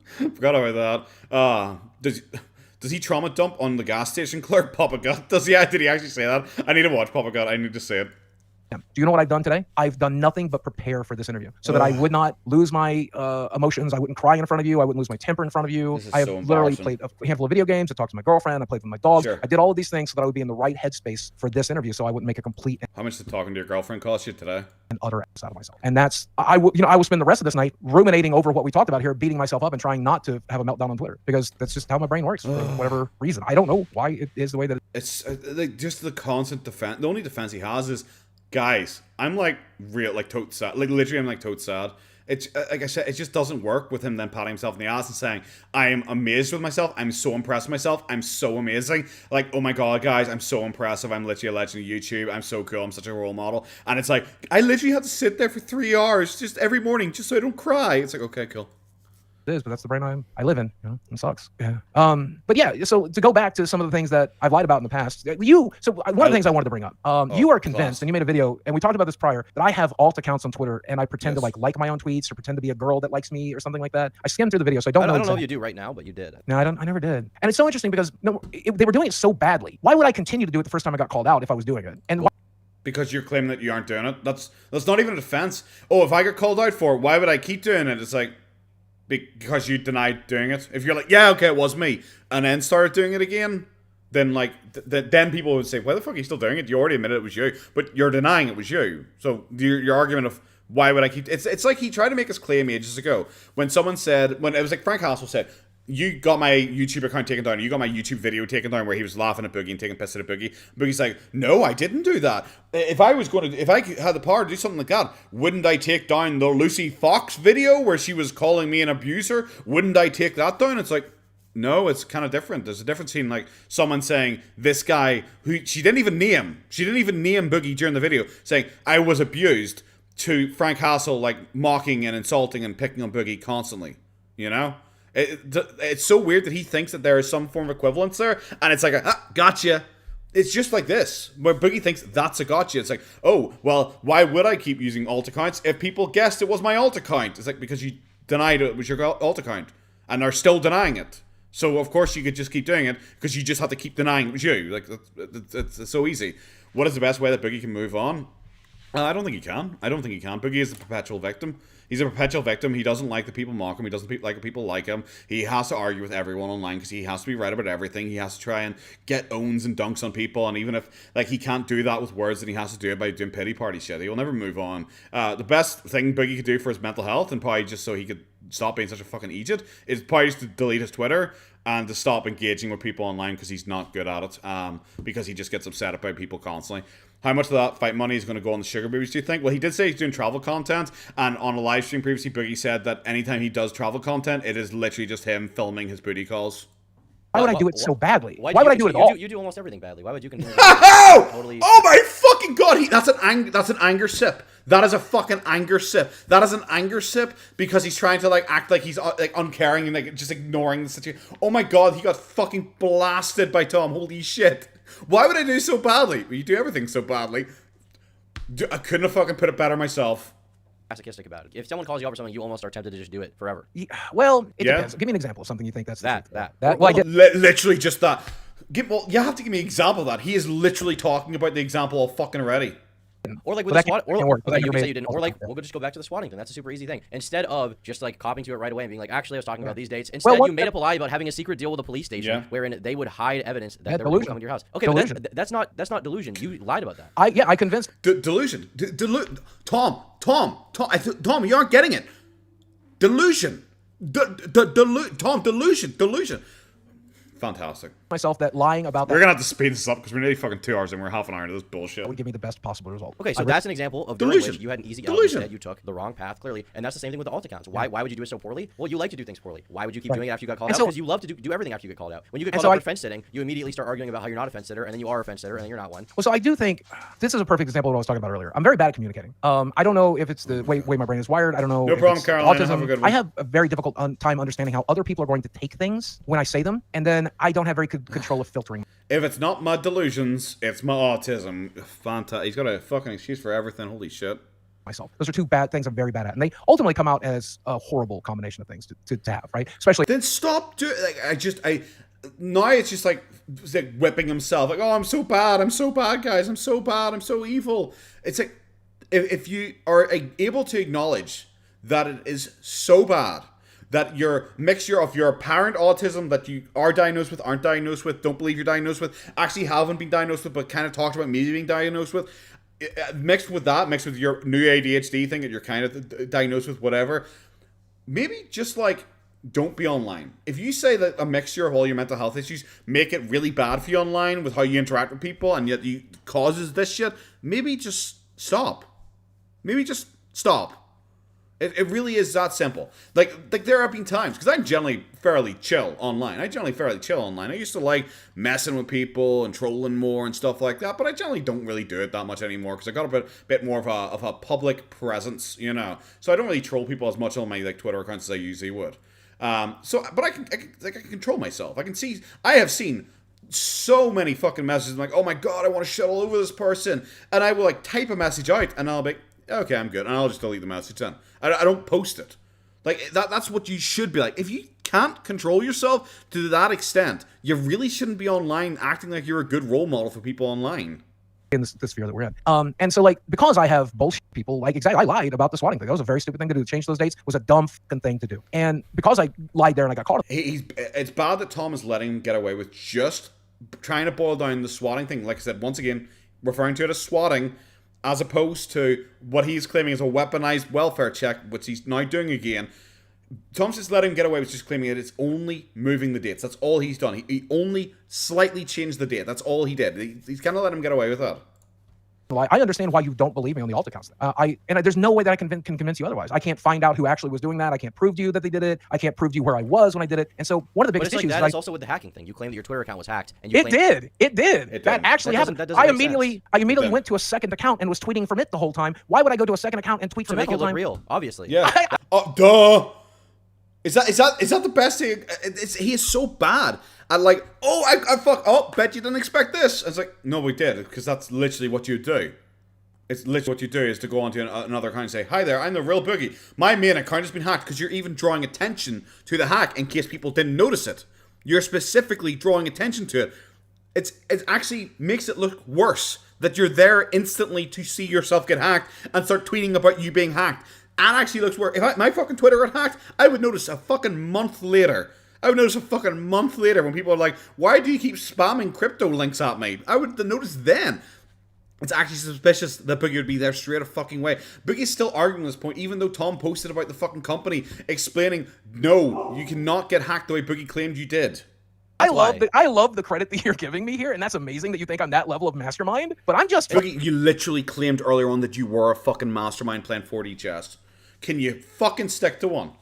It's not a mastermind thing. It's the most simple thing you would do. And you say, didn't he do this to delete his bad post? Yeah, he did. He also did it so he could specifically try and claim that, like, oh my god, I showed them up, guys. I caught them out with the swatting stuff, and I exposed them, and they all got so mad at me that they then hacked me, guys. He tried to do it as well once again because he'd already got caught with lying about the swatting, so he tried to act like he'd then been hacked to then try and once again prove that the company are bad. Sorry, the company bad, that Sam and Tolkien was bad. It's because the first thing failed, he tried hacking then as his next ploy. It's so weird to see him trying to do his fake laugh thing here, where he's like, oh my god, you're acting like I'm a mastermind. It's like, bro, you're the one who literally said you were being a mastermind with the swatting thing, and now here you fucking are. You wouldn't do it, and then you just admitted to me that during the swatting thing, you at least admitted you lied about the deal with the police. Right. Well, I will admit so about you the make things that one I lie did. to cover up another lie. I will admit about the things that I lied about. Absolutely, but I can't admit to these things because I didn't do them. Well, so Boogie is only willing to lie about things that there is irrefutable evidence for. But he won't lie to anything else that is pretty fucking obvious, but no definitive proof. It's a really worthwhile conversation we're having here, boys.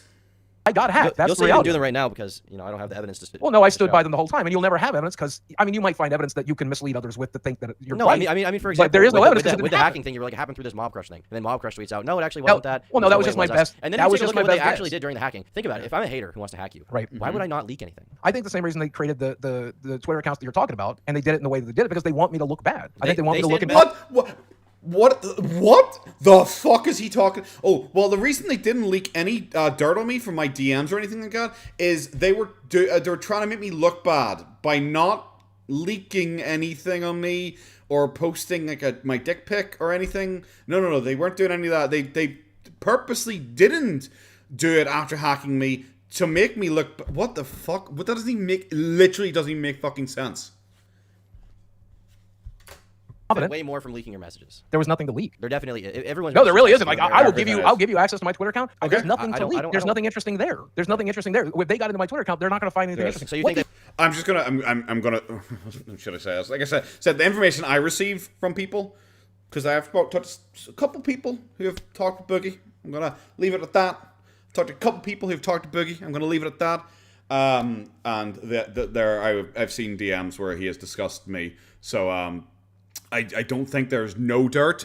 There's literally no dirt. I don't think he's like in his DMs being, hello, my friends who I love you all. Like I've seen DMs where he's talking about me. So I don't buy his DMs. Don't have any drama in them whatsoever. looked think around, they would were be like, oh, there's actually nothing. Boogie's a good guy, and then they left. Well, I mean, no, just I think we're probably very disappointed to find nothing there.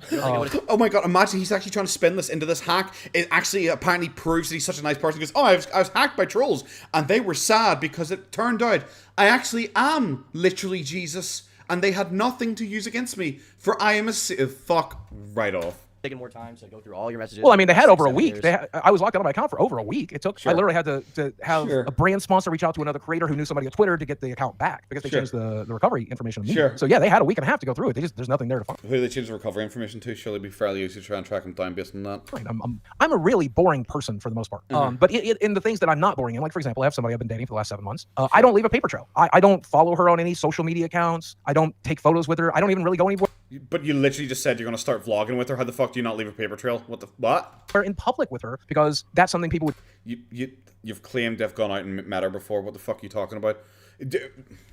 What the fuck? When was it? Oh yeah. When was this shit? He met a girl in public for this one. And this is apparently lining up with when he got the girlfriend. He said he's been seeing her for 7 months. It was 6 months. He specifically said he met a sugar baby on this one. So he met a girl in public, so he's already fucking lying there. Genuinely be interested in, and I'm afraid of her getting hurt. I'm afraid of her getting attacked, like so many of the women I dated in the past. So we just keep it entirely invisible. And so I've always known that there's a chance people get into my Twitter account. There's always a chance that people get into my emails. So I don't do anything there. That's attacked like women in your past, like who? Like what women have been? He hasn't been public with any of the girls he's dating because they were all sugar babies. He wasn't public, even with Lucy Fox. He didn't talk about Lucy Fox in public. He didn't like say her name or anything like that. So what is this? What is he actually talking about? Remotely interesting. If you get into any, but that's not even the case. You bored out of your fucking used to mind. do it on your websites. You used to write all this like vile shit about, because you ran like a blog. Oh, I did, yeah. So for those of you who don't know that, back in the 90s, again, I was disabled. I was having a lot of difficulty finding income, so I built my own income the same way I did with YouTube. And originally, I was just doing web design. I told he really likes to spin everything like, look at me, I'm such a fucking innovator. It's like, I was disabled and I built my own income just like I did with YouTube. Like, he expects a fanfare to go off, but then, like, literally the next second will be like, Tom, how dare you criticize me for lying and saying all this awful shit? I literally have the mentals. We're fucking skyrocket back and forth between the two of them. HTML and also took a class on it, and then learned a little bit of MySQL, and then used that to eventually do what brought real money in, which is designing websites for poor people. And then I started working with like a lot of individual girls back at the time, designing their websites for them, even short content, photos and stuff for them. And keep in mind, when I say content, I'm not talking like hub level of stuff. It was all R-rated stuff back in the day. It was really difficult to get footage developed back then. So without getting too deep down this rabbit hole, you know what I'm saying though? Like you're not super. I love Boogie wanted to go on anger sip again. I love he wanted to go on and talk about what a fucking giga chat he is and do this whole fucking role play where he claims he was like filming girls doing porn and stuff like that. It's like, okay, Boogie, sure, 100%. You're disabled and couldn't leave your house. Did the girls come to your fucking tiny apartment to film porn? Like, what are you talking about? You're talking about you're filming fucking porn. You claim that you didn't leave your house for a fucking decade during this time period because you were like 600 fucking pounds. You could barely fucking move. So where were you going to film this fucking porn, Boogie? What I love Tom is just even like, yeah, can we just like still get back to talking? Because Boogie is just trying to like fucking flex and he's getting nothing, which I'm impressed. Tom's just like shutting him down every fucking opportunity. You've done stuff like this in the past. Well, that was in the 90s, so no, I was you not. Say that's in the 90s, but then you go on debated podcasts and talk about how you used to be on 4chan all the time, which obviously if you don't want people to know that, you wouldn't say it. But that obviously. Well, so I read 4chan. I very rarely ever posted 4chan on 4chan, but when I did post them, Boogie trip coded on 4chan. He like posted his trip code to like prove it was him online to try and like flex. Boogie did post on 4chan. It's weird because he claimed he used that as an excuse for his like jokes and stuff like that. It's like, oh, I was a 4chaner. I was always on 4chan, posting 4chan with like the edgiest, darkest shit you've ever seen, guys. To try and explain like his sense of humor was to do with his trauma and stuff like that. So now he's like, okay, actually, I never really posted on 4chan. I'm a good girl. Ooh. 4chan. I'll tell you one of the most interesting lessons I've learned in life. So like I said, I grew up on Sam Kinison, Dave Chappelle, even Lenny Bruce. I've listened to some Lenny Bruce, and that guy was fucking vile for a purpose, but still. I watched old iDubbbz. I watched old you, back to this, some of the messed up stuff. This is did Biggie prepare a script? We're literally this. He said this exact sentence before. The creators have said, right? And I know that you guys didn't mean it. That's never going to end. And so one of the craziest things that ever happened to me on 4chan is I would read like poll every once in a while, but I was mostly on random. And the people that were posting stuff there, I thought they didn't mean it. And ultimately, when I Sure, left okay. 4chan in 2000 and God, I don't know, 12 was probably the last time I posted there, but I genuinely left it in like 2008. So I thought on Baited you were like, I was a huge 4chan head. I was saying like new, F-slur this, F-slur that. You Like, did. Oh yeah, no, I grew up saying the F word all the time. no, you said it on 4chan that you were like a big time poster. I thought. No, much more of a reader. So you're changing your fucking story again. Oh my Christ, he's so fucking cringe. It's just why try and like extrapolate on this? Why try and argue this point apart from be like, the problem was, guys, when I said those fucking N-words should all die, I actually was like being ironic because I was joking, but everyone on 4chan who like make fun of me, they're serious, guys. Yeah, they're serious. They're bad people. I might have said the same thing, but I'm good people. I might have on that podcast. I don't think I would because it wouldn't be true. But then like a lot of times I have been an embellisher. I've been an embellisher to tell a good story. I'm a good storyteller, and sometimes that How the fuck's that a good story? Hey guys, did you know I used to be on 4chan all the time and I used to tell people to kill themselves? Haha, I'm a good storyteller, am I right? It's like, no. It's kind of a really boring story. Like, he's just, I can't believe just patting yourself on the fucking ass like that. But I'm an embellisher. I'm a really good storyteller. Do you know what? Your stories are fucking dog shit. So much so that I repeatedly make the point that you are a bad storyteller because you fucking mess up your stories so often. requires embellishment, so I might have for the purposes of a story. For example, like another thing I just straight up lied about was on the PKA podcast and was talking about defending my girlfriend. And what it really came down to is just like a nerd at the magic shop saying some shit to my wife, right? And me telling him to leave him alone. But I embellished the story where it's like I got up in his face and told him to go fuck himself, and he knew when he took one look at me. You know, I've embellished stories like that for sure. And it's one of my biggest mistakes is that I never really thought about the consequences of somebody being like, well, I bet you were actually just sitting in your chair telling the guy to stop being an asshole. I never thought, like, it's just a story. I'm just storytelling. So I might have in that situation, but no, I didn't post on 4chan. I was See, I was just like being a good storyteller and being like a really interesting, cool person, guys. It's not like all my stories were designed to make me seem cool or like a Giga Chad. It's not that. It was like I was just being like fun, and you guys took it too seriously. It's like, no, Boogie, you were trying to be cool. You were trying to be cool. You're like, like a kid, when you're like 15 and there's a kid hangs around with your group and you're the group who like smokes in the park and drinks in the park, and there's a kid there and he's like, oh yeah, I drink all the time and I smoke all the time. And you're like, oh really? What do you like to drink? And he's like, oh, I drink whiskey because I'm a real man, guys. I drink whiskey like all the time. And you're like, oh sweet. And then you hand him your bottle of whiskey and then he like vomits fucking instantly the second he touches it because he's never drank whiskey before in his fucking life. That's what Boogie is. Boogie tries to sound cool. It's like, oh, guys, I'm a fucking elite hacksaw on 4chan. Hashtag anonymous. We are legion. We do not forgive. We do not forget. yeah, guys, I would used to call people, S-slur and stuff like that. And people were like, Rafflecopter, brah. You're too fucking cray-cray. And I'd be like, yeah, man, KYS and hero. Am I right, bro? Narwhal squawks at midnight. And then people go like, that doesn't sound real. And I was like, guys, it was obviously just a joke, guys. I wasn't trying to... I was just telling a fun story for everyone. It's like, no, you're trying to sound like a cool, hip kid.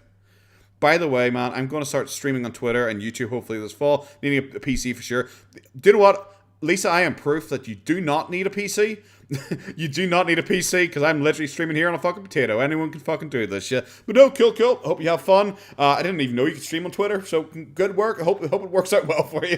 more of a reader for the most part. But that's not to say, Sure, I mean, I think the thing that you're getting at is, have I made racist jokes in the past? Absolutely. Have I said things like, I still use the word now because I am neurodivergent. Did I say FAG? It's weird that Boogie, like, okay. GOT back in the day. I absolutely did. So he spells out, the F slur. I'm not going to say it, just so I don't get the evil demonetization, even though I'm well demonetized by this point. But he says, oh, Tom wanted to use homophobic slurs, like homosexual slurs, I think he said. But he'll spell them out, and then he will also fucking like say, oh, I'm retarded, But it's like a lot of people think like retarded is as bad as that. It's weird that you will say that but not say the other one. I just find that a wee bit weird. Irishman streaming on sex toys. What a time to be alive. Am I streaming on sex toys? Did I say something really weird about my computer? Oh, Twitch. Oh, okay, that makes a lot more sense. All you need is personality and a cool, unique accent. Limited Game Works, I think I am living proof of that, is that you just need to have a slightly interesting accent. And apparently people like you. Or VTuber if you want to grab Irish attention. Or a VTuber. Preferably VTuber. Goober's attention too. She really loves VTubers. We'd say it about everything on the football team, for example, or in band. This was an FAG, and you're an FAG, and we're both FAGs. You would say that about everybody, but the gay kid, if you said that to the gay kid, we'll fucking curb stomp your ass, right? Nobody actually says that to the gay. Guys, when I was in like high school in the Bible Belt in America in like the 1980s, we used to beat up anyone who was homophobic because, do you know what? It wasn't really a big thing back in the 80s in the Bible Belt to be homophobic. Like, ugh, that's disgusting. It's so. I've always said it. It's weird that Boogie can't just say. I used to say bad things because oh fuck it, times have changed. But instead, Boogie has to be like, I would never insult a gay person. I used to call everyone else homophobic slurs. But if you ever said anything bad to a gay person, all of us in school would rally together and beat you because we're heroes of the people. Unbearable fucking cringe. I will be back in just 1 wee second, though. I think Cooper wants out to the toilet now. You know, right? You. All right, back in a sec, guys. Sorry, 1 wee sec.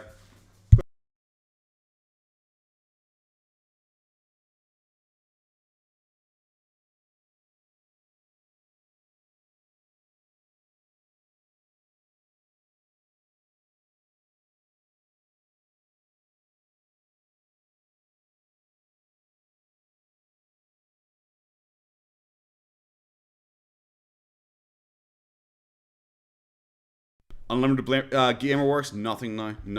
I thought he said this time, welcome and cheer the trans or gay kid. Yeah, apparently everyone in the school knew that one of the kids in his, like, I think it was 9 or something like that. It was like a 9-year-old in his school was, like, gay, and they all knew it, and they totally accepted it, and they were all totally okay with it, even though he's from the Bible Belt. And it's just like, bro, it makes your story less believable and more cringe and more like you're lying when you have to make up something that is just so weird. It's like, why make that up?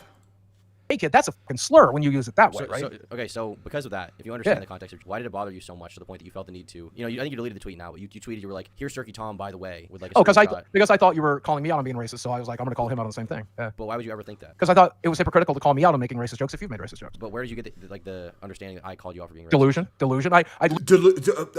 Tom, we've covered this. I'm literally just making up stuff about you.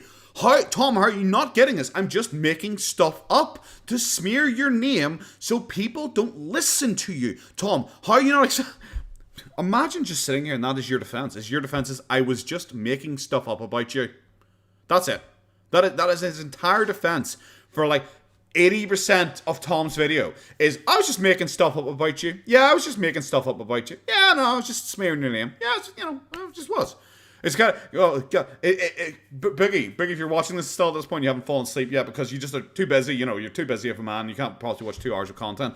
I'm just curious, can you post up on Twitter if you still think I'm QAnon conspiracy theory Nazi who hates gay people and black people, because you claimed that about me. Was that a delusion? Were you making that up as well to smear my name? I don't know. Literally went back into my old habits on Friday and built all of this up in my head. I feel like that doesn't even make sense with the tweets themselves, because you were saying in the tweets, you were like, well, I promise you, we are not okay with what Tom said. Many creators would be ashamed. It's like something to that effect. I to be honest with you, and this is my opinion, I try not to say things like that anymore. I make a pretty strong effort to not say things like this anymore, but I will admit from time to time I make mistakes. And the reason, well, yeah, hold on, I agree. But what I'm saying is, I think I have learned. Hold on, I agree. I didn't listen to your point, but hold on, I agree. I choose not to say those words anymore. There's a story. If you're familiar with Bob Saget, he had a podcast. Oh my god, I know who he is. Yeah, and I don't care about a fucking comedian from 40 fucking years ago that you like, that you think it's okay that you make fucking raunchy jokes, but not okay that other people make raunchy jokes. Fuck off. There's a podcast episode. I made a video about this. BJ Novak had a joke that he liked to tell that he can't tell anymore. And I'm going to repeat the joke here. And I'll probably get canceled, but it is a joke, so keep in mind. But the joke is that BJ Novak would be on stage and hey guys, just so you know, he's going to get canceled, guys. Again, I know this is career suicide already, this podcast, but also he's about to get, he's about to get fucking canceled here, guys. Fucking buckle up. We all know you're a right-wing 4chan user with a full Irish accent. Begorra Beguile, how did you catch me out? Middle of a study would say, we need a new Hitler. We need a new Hitler for healthcare, a new Hitler for education, a new Hitler for climate control. And if he has a few answers to the Jewish problem, maybe we should hear him out, right? And that's horribly, awful, horrible, offensive joke. And the entire... What was even the joke there? It was just like I don't even... Maybe he doesn't tell a joke anymore because it was just like, shit. What was the joke? We need a new Hitler for healthcare. Okay. What does it mean? Is he going to put healthcare in a concentration camp? Like, what? I don't even get what the joke was. Like, maybe that's why he doesn't tell it, because it's a shit joke. The thing is, BJ Novak is Jewish, so he doesn't mean it. The reason he doesn't tell that joke anymore is because people in the audience... He fucking might mean it. I've seen some black people who particularly hate black people and white people who really hate white people. I'm just saying, because he's Jewish doesn't mean he doesn't believe it. might agree with him these days. That's why I think you don't tell those jokes anymore. Certainly why I don't tell those jokes anymore is because there's people in the audience who might think Do I you mean think there them. could always be someone that would think that you mean it? Yeah, and that's why I just choose not to risk But it. don't you think that was the case back then? I can be funny without it, and so I try to Do you be think funny that was the without case it. back then too? Do you honestly think you can be funny without it? No, I generally, I'm an old man. I know you're only 20, but I can assure you that there's a period of time where the vast majority think of no us one- okay. knew that a comedian was just telling jokes. To I'm this- sure to there's this like day, the vast majority of people do know that. That's why Louis C.K. and Dave Chappelle and Joe Rogan are popular because they go up and people think it's a joke. They're not popular because neo-Nazis like them. I would disagree because we've seen a rise of neo-Nazis who mean it. I mean, you remember I live in Arkansas. I live less than 100 miles from the home of the Klan. They live up in Harrison. What is this? What is this? It's just like, oh, well, those comedians used to be able to tell jokes because no one believed it. It's like, are you telling me that there was no, like, racists or anything back 40, 50 years ago in America? Yes, that's what I am telling you. It's like, why do you think that? Because there's, I don't know, Unite the Right or something like that happened, maybe kind of. Cool. Okay, what the fuck claim is this? He's seriously acting like America is like, there's like there's more racism now than there was like 50 years ago. Like he's the type of guy who'd like show up at a Martin Luther King rally and be like, oh, well, you guys just say to yourselves, thank God it's not 2020. Woohoo! You guys are fucked. I don't know. It's just so fucking weird. It's just such a weird take from him that it's like, no one was racist when people made racist jokes 50, 40 years ago. No one was racist, but they're racist now, and that's why it's no longer okay. It was okay when I used to do it, but it's not okay when you 20-year-old are allowed to do it. I think they're 100 miles from popular my door. because neo-Nazis like them. That's why they're popular. No, not why they're popular, but it's why it's dangerous for them to make those types of jokes. Neo-Nazis It's why it's dangerous for you to neo-Nazis make have those always types of jokes. existed, though. Yeah, but they're really on the rise right now. They didn't exist in this Are exact they same way really back on in the 2000. rise? Are they really? It seems like it based on my personal experiences, but I think it's can't just say the for sure. internet. I think it's just the internet. Yeah, I think the internet Not allows. reflective of real life. I think internet allows neo-Nazis to communicate one another and organize one another, and that's how you get these marches. That's how you get these groups doing It's a what they march do. with like 300 people. I think 300 Nazis is still something to worry about. I don't know about you, but I love how just not fussed Tom is whilst Boogie's up here trying to like sell himself as hard as fucking possible. It's like, oh my god, guys, there's literally like Nazis. It's like, yeah, they're literally always were Nazis. Do you know what? I'm gonna shock you, Boogie. If you go back 80 years, there are fucking loads of Nazis. I know it's a shock, but if you go back 80 years, loads of Nazis. They made that 300 Nazi march seem very small for some reason. I don't like having one Nazi in my fucking country. So when I get to up to 300, But I there's- get pretty fucking there's- concerned. Okay, if there's 300 people that march, and there's 365 million people in the country, that means it's 1 in every million person is a Nazi. That's Yeah. pretty good. Well, I think it always comes down to personal choice, right? And Boogie has nothing for that. It's like, yeah, he has nothing for that fucking counterpoint. Like you might choose to go to your YouTube channel tomorrow and inward this and inward that, and Dave Chappelle can talk about But trans it's not people and Louis personal DK, choice. right? It's because now it's like not socially acceptable like it was back in 2016, 17, and now the advertisers are not as forgiving of stuff like that. So do you think that's the Well, real reason? but again, no, I think. Are you saying that the only reason you don't make those jokes anymore on your YouTube channel is because you won't get paid if you do? Is that what you're That's certainly part of putting it. together? That's interesting. I don't make those, and that's entirely up to you, right? Like I'm not here to judge you or anybody else. I choose not to make those jokes. That's really. I'm not going to judge you. However, you're awful for doing that, and I'm literally Jesus for doing that because you know what, money. It doesn't factor into me whatsoever. It's not like I took down my version of this podcast claiming it was over money because someone used the S slur. It's not for that whatsoever. It's literally just because I'm literally a good person. You know, it's weird. Because, well, it's kind of one of the reasons I gave up on my Francis character. If you remember that, if people don't know, I used to do a character called Francis where at 600 pounds, I would pretend to like abuse my sister character and like throw shit at her and break TVs and do all of that. And I went to a convention circa 2015, 2016, and I was meeting people that liked the character not because he was the asshole, but because they represented them. They liked him because he was an asshole. They weren't there to make fun of the asshole. They liked that I was being an asshole. They thought I was actually that asshole. And so it really gave me pause. It's the same people who tuned into The Sopranos and rooted for Tony Soprano. The same people. Oh, sorry. Was I just randomly just going and just circling videos for no apparent reason? That was fucking weird. What point do we get to I give up on the Francis character? There's fucking loads of Francis videos recently. What the fuck are you talking about? Oh, he claimed he stopped doing Francis because it was getting him demonetized. That was one of his claims. That he didn't find it funny anymore. That he was in too good a mental headspace that he literally couldn't even do it anymore. And yet he compared himself to The Sopranos. It makes sense, doesn't it? So now it's, well, I couldn't do Francis anymore because people related to Francis. Who the fuck related to Francis? Who the fuck related to Francis? He's a fat guy with a list going, I have a fucking fuck dick, then I fuck. That tune into Rick and Morty and root for Rick, or people that watched Breaking Bad and right to the end they were There's like rooting for people went to Walter a White. convention that you were actually. Oh, I can't tell you how many times to this day. I really don't get the comparison between like people liked Francis and related to him in like a gamer rage kind of way to like people like rooted for Walter White, because I do think there probably were people who rooted for Walter White, but like I don't think Boogie actually like understands the nuance of why people may actually root for Walter White in that situation. Like I didn't. I thought he was a very good villain, but I didn't like root for him. But like, it's weird that Boogie doesn't understand why people might root for a villain at times. I will still get people saying like, "Oh, you've changed your voice. Good job." Like that was never my voice, man. But the thing is, that's the only content they've ever seen. I think one of the reasons I have a question about your video. Did you put in the abuse allegations from back in 2017? Did you include those in your video? I don't think There was a girl by the name of Lucy Fox, and she said that was emotionally abusive to her and stuff like that. She said that. I didn't say that you were. Okay, cool. So let's talk about that for a second. So I think one of the reasons it's so easy for people to believe that, and I've seen this comment, people saying I've seen videos of you abusing your wife because they confused me for the character that I played. They think That's literally, I've never once seen anyone make that claim. I've never once seen anyone make that claim. Like, is this seriously defense?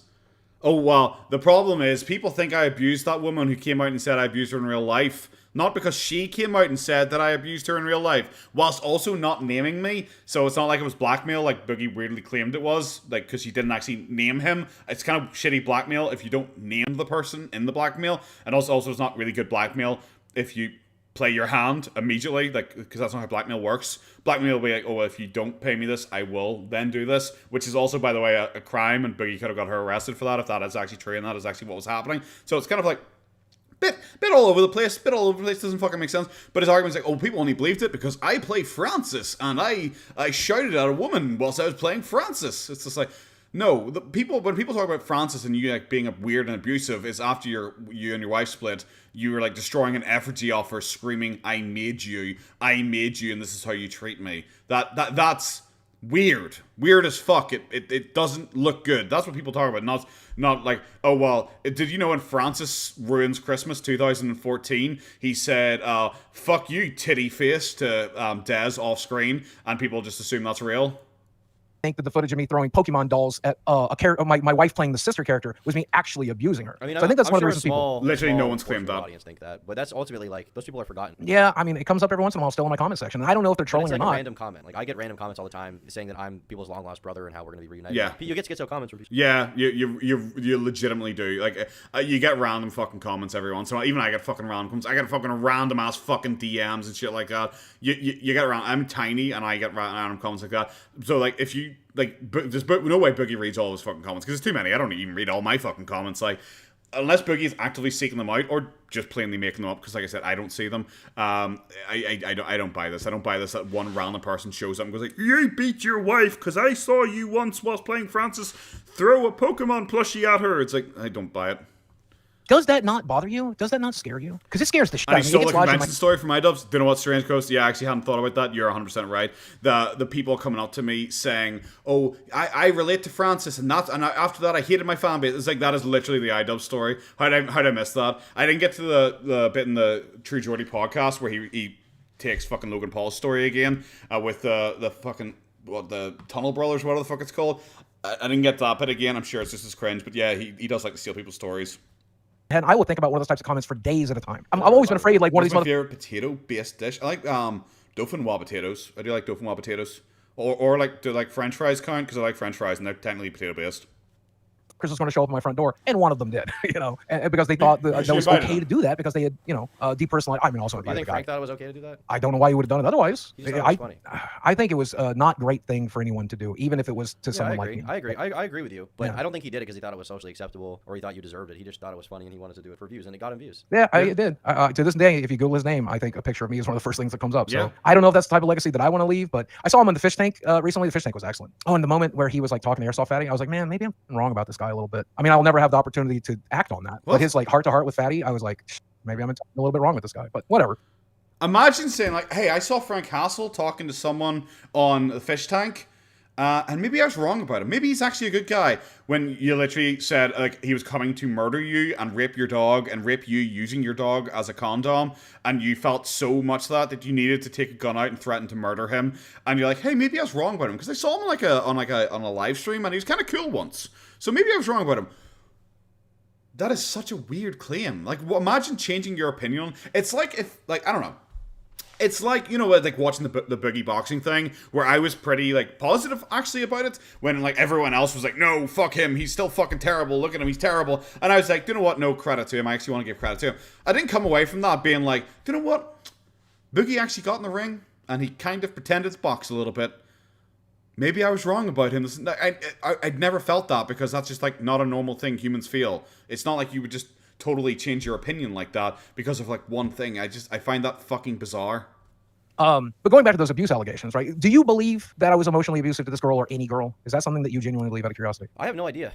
Do I know? No. But do you think? I mean, you yourself told me you're mentally ill, you're delusional, you Yeah. these weird spaces, so maybe. Yeah. So that's something I want to admit on this podcast, and I know it's going to have a hell of a backlash, but I'm going to admit it. I have been recently diagnosed as autistic, and for the longest time, I thought it was like post-traumatic stress disorder that would cause me to act the way that I would act when I would have an autistic meltdown. But I think now, more than me and my therapist agree, that most of the moments. But now it's an autistic meltdown. I'm gonna use that fucking mean phrase, an autistic meltdown. I'm sure your therapist was like, "Hey, Boogie, you have a lot of autistic meltdowns."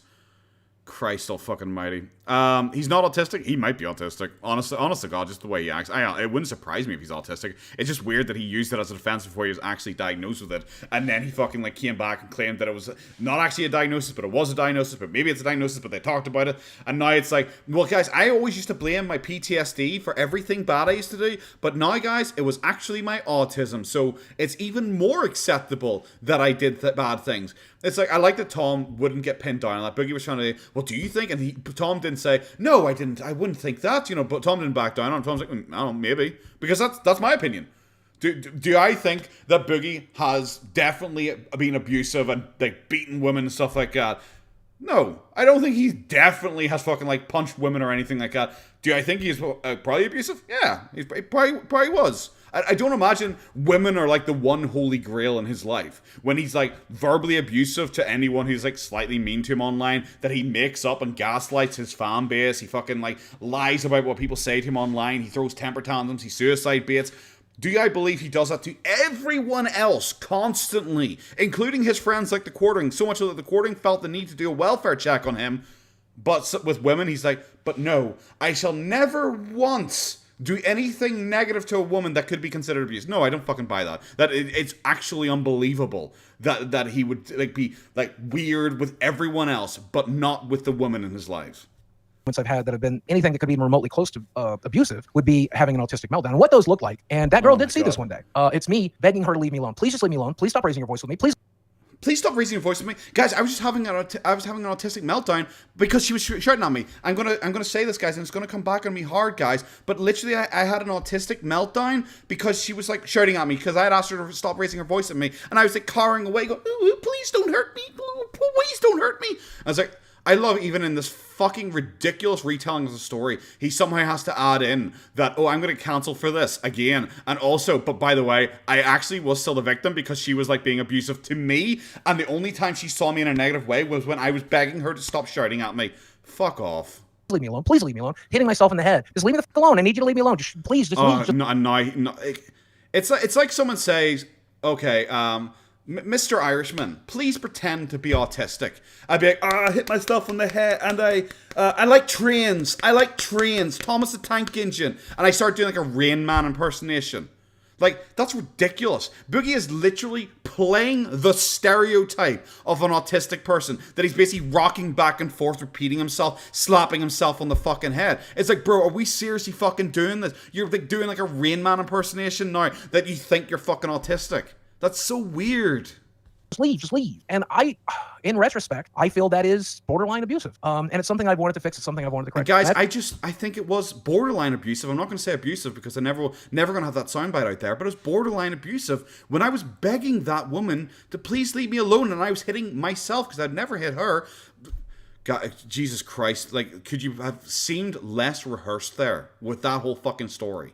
Wife probably saw that all of 3 or 4 times in the time they were together. That girl saw me do that when she raised her voice with me and was yelling at me, and I felt the need to try to get her to stop. And I was borderline abusive when she was screaming at me, guys, and I was trying to get her to stop, but I have autism, so I had an autistic meltdown as she was screaming at me, guys.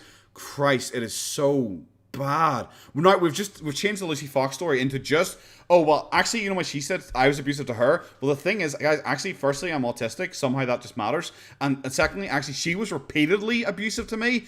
But, guys, I still feel bad about me begging her to leave me alone because I'm actually so nice. I think me begging her to stop abusing me might have been abusive to her because I'm too nice. Oh, my Christ. This is too fucking. We're at this like the fucking cringe overload here. Like, how the fuck is Tom not reacting to this shit? But that said, to think that I have a pattern of emotional abuse or some sort of like nefarious I do. pattern of I physical do. abuse or something like that, one of the reasons that has Has anyone, genuinely, has anyone fucking claimed a pattern of physical abuse? Has anyone ever fucking claimed that? It's so weird that he is repeatedly, like, fucking lying to people, gaslighting people, fucking manipulating people, like, saying all this awful shit, and then even during this interview, writing off everything. It's not my fault, autistic meltdown, not my fault, PTSD, not my fault, delusions, not my fault, ADHD, all that shit, over fucking over again. But then being like, it's so weird that people would act like I have a pattern of being, like, abusive and weird. It's like, but you kind of actually fucking do. bothered me so much is because I managed to end the cycle of abuse. My parents beat on us kids like it was a fucking career. Emotional abuse was just what they called interacting with. I ended the pattern of abuse. Guys, I'm literally a hero. I am so non-abusive that I even ended my parents' abuse. We've been here for 2.5 hours, and I'm at cringe overload with this fucking nonsense. Oh, it's so fucking cringe. For children. And so the fact that I've never done that to another person is something I'm very proud of. The fact that I've never abused people, by the way, I've just so you know, I've gone down from borderline abuse to like I've literally never abused anyone ever because I'm so good. I'm such a nice person. Like, the biggest problem with Boogie trying to, like, argue points about why he isn't, like, a bad person is that he can't say, guys, I'm not like, a bad person. I'm not, like, the worst person you've ever met. He can't just say that. I'm just, like, because, like I've said, I've always said this, and I always joke about this with, like, Boogie in particular. It's like, when Boogie acts like, he's like, the Machiavellian nature of the trolls when they're planning and scheming, and I'm like, bro, I'm literally some dude. That is how I describe myself. I am literally some dude. I ain't that complicated. I ain't that deep. I am some dude. Queen Claire's right there. She's going to hypnotize me. I'm going to have to accept it because I'm just some dude. I am nothing interesting. I'm just some fucking dude. Boogie can't just be just some dude. He's like, I can't. Hey guys, you're all acting like I'm the worst person in the world. I'm not. I'm just some dude. He can't be like that. He's like, guys, you're all acting like I'm the worst person in the world, which is so weird because I'm like literally the best person who's ever existed. It's kind of weird. It's kind of weird that you, like, you know, think I'm, like, the bad guy when I'm actually, like, a really good guy. And it's like, bro, do you know what? You probably wouldn't get 1/10 of the fucking shit that you get if you could just be in some way fucking modest about yourself. But you can't be. You have to, like, pat yourself on the ass whilst pointing at people going, it's so weird that they're mean to me. I'm amazing. I'm amazing, guys. It's so weird that people are bullying me. I'm actually amazing. It's, like, weird because I'm such a good fucking guy. I'm very proud that I've never Tunnel Bros with Salah. Yep, exactly that. Well, to be fair, me and him quite fit inside her at the same time, yeah. intentionally hurt another person the way they intentionally hurt us. And when people accuse me of doing that, it's very hurtful for me. I find it extremely painful. Does that make sense? So I'm glad to know, because so many people are convinced that I'm that kind of person, convinced that I did it. And that's very difficult for me to handle. In fact, that's something I have tried to, like, manipulate my way around, is like try to convince people to see the reality that that's not a possibility. I'm trying to manipulate people to believe me. And that's a good thing, I guess. Maybe, kind of. It's so fucking weird. It's you know what? If, like, thousands, tens of thousands, whatever, people believed that I was abusive to women, I would kind of look at myself. I wouldn't be like, oh my god, it's so weird that everyone's so mean to me when I'm literally, like, an amazing person. It's so weird, guys. I would, like, look at myself and go, I wonder what the fuck I did wrong there to cause this. Like, me specifically did wrong to cause this. Boogie can't accept any fucking blame for this. He just is like, oh, the 10,000 people are wrong, not me, guys. So many people want me to be that for some reason. I don't know why. What else was in your video? What other points did you make that you think is interesting for people? I mean, it's a long video. Yeah. Here. I feel like to some level, not just in the things that were in the video, but what are you personally invested about? Because I feel like there has to be some level of personal investment to have made as many videos as you've made. There's probably things that you particularly care about yourself as Tom. That's my personal. No, it's like I say. Maybe Tom's gonna have a different opinion, but it's like I say, because, like, people are like, oh, you're obsessed with Boogie. It's like, I'm literally not. I literally am not. If Boogie died tomorrow, I'd be okay. I would find something else to talk about. I would just do something else. I don't care. This is just, I don't know. This is just like a little fun hobby for me. It's like him going like, oh, you must have a reason for being, like, so obsessed and making all these videos. It's like, well, he's just a drama content creator. You get involved in a lot of drama because you're a lol guy. It's like the just some dude argument again. It's like there's no reason to overthink these things. A lot of things are just, like, really simple and really straightforward. investment. He's trying to take charge of the I don't know that it's conversation. like a moral Yeah. investment. I just found your story interesting. You know, you're very YouTube legend kind of thing, and Yeah, I like that. You've ended up very different. I don't know that it's like I wasn't like a huge fan of you back in the day or anything. Yeah, sure. But you know, I remember watching you during the you know, when I was getting into the commentary stuff and the Anita thing happened. You were talking about during that. So Oh yeah, that was a rough time for me, man. yeah, I talked about that in the video. But I mean, the video is less of like points against you. I don't think there's any point I could make. Nobody has. Well, to talk about the Anita Sarkeesian thing, a little Let's bit. I'm not sure what not. you included in that, but like Gamergate was happening, and this is where I got labeled as a centrist because I believed Gamergate wasn't happening. Gamergate was over that point. Wasn't Gamergate like 2014? Gamergate was like well dead by this point.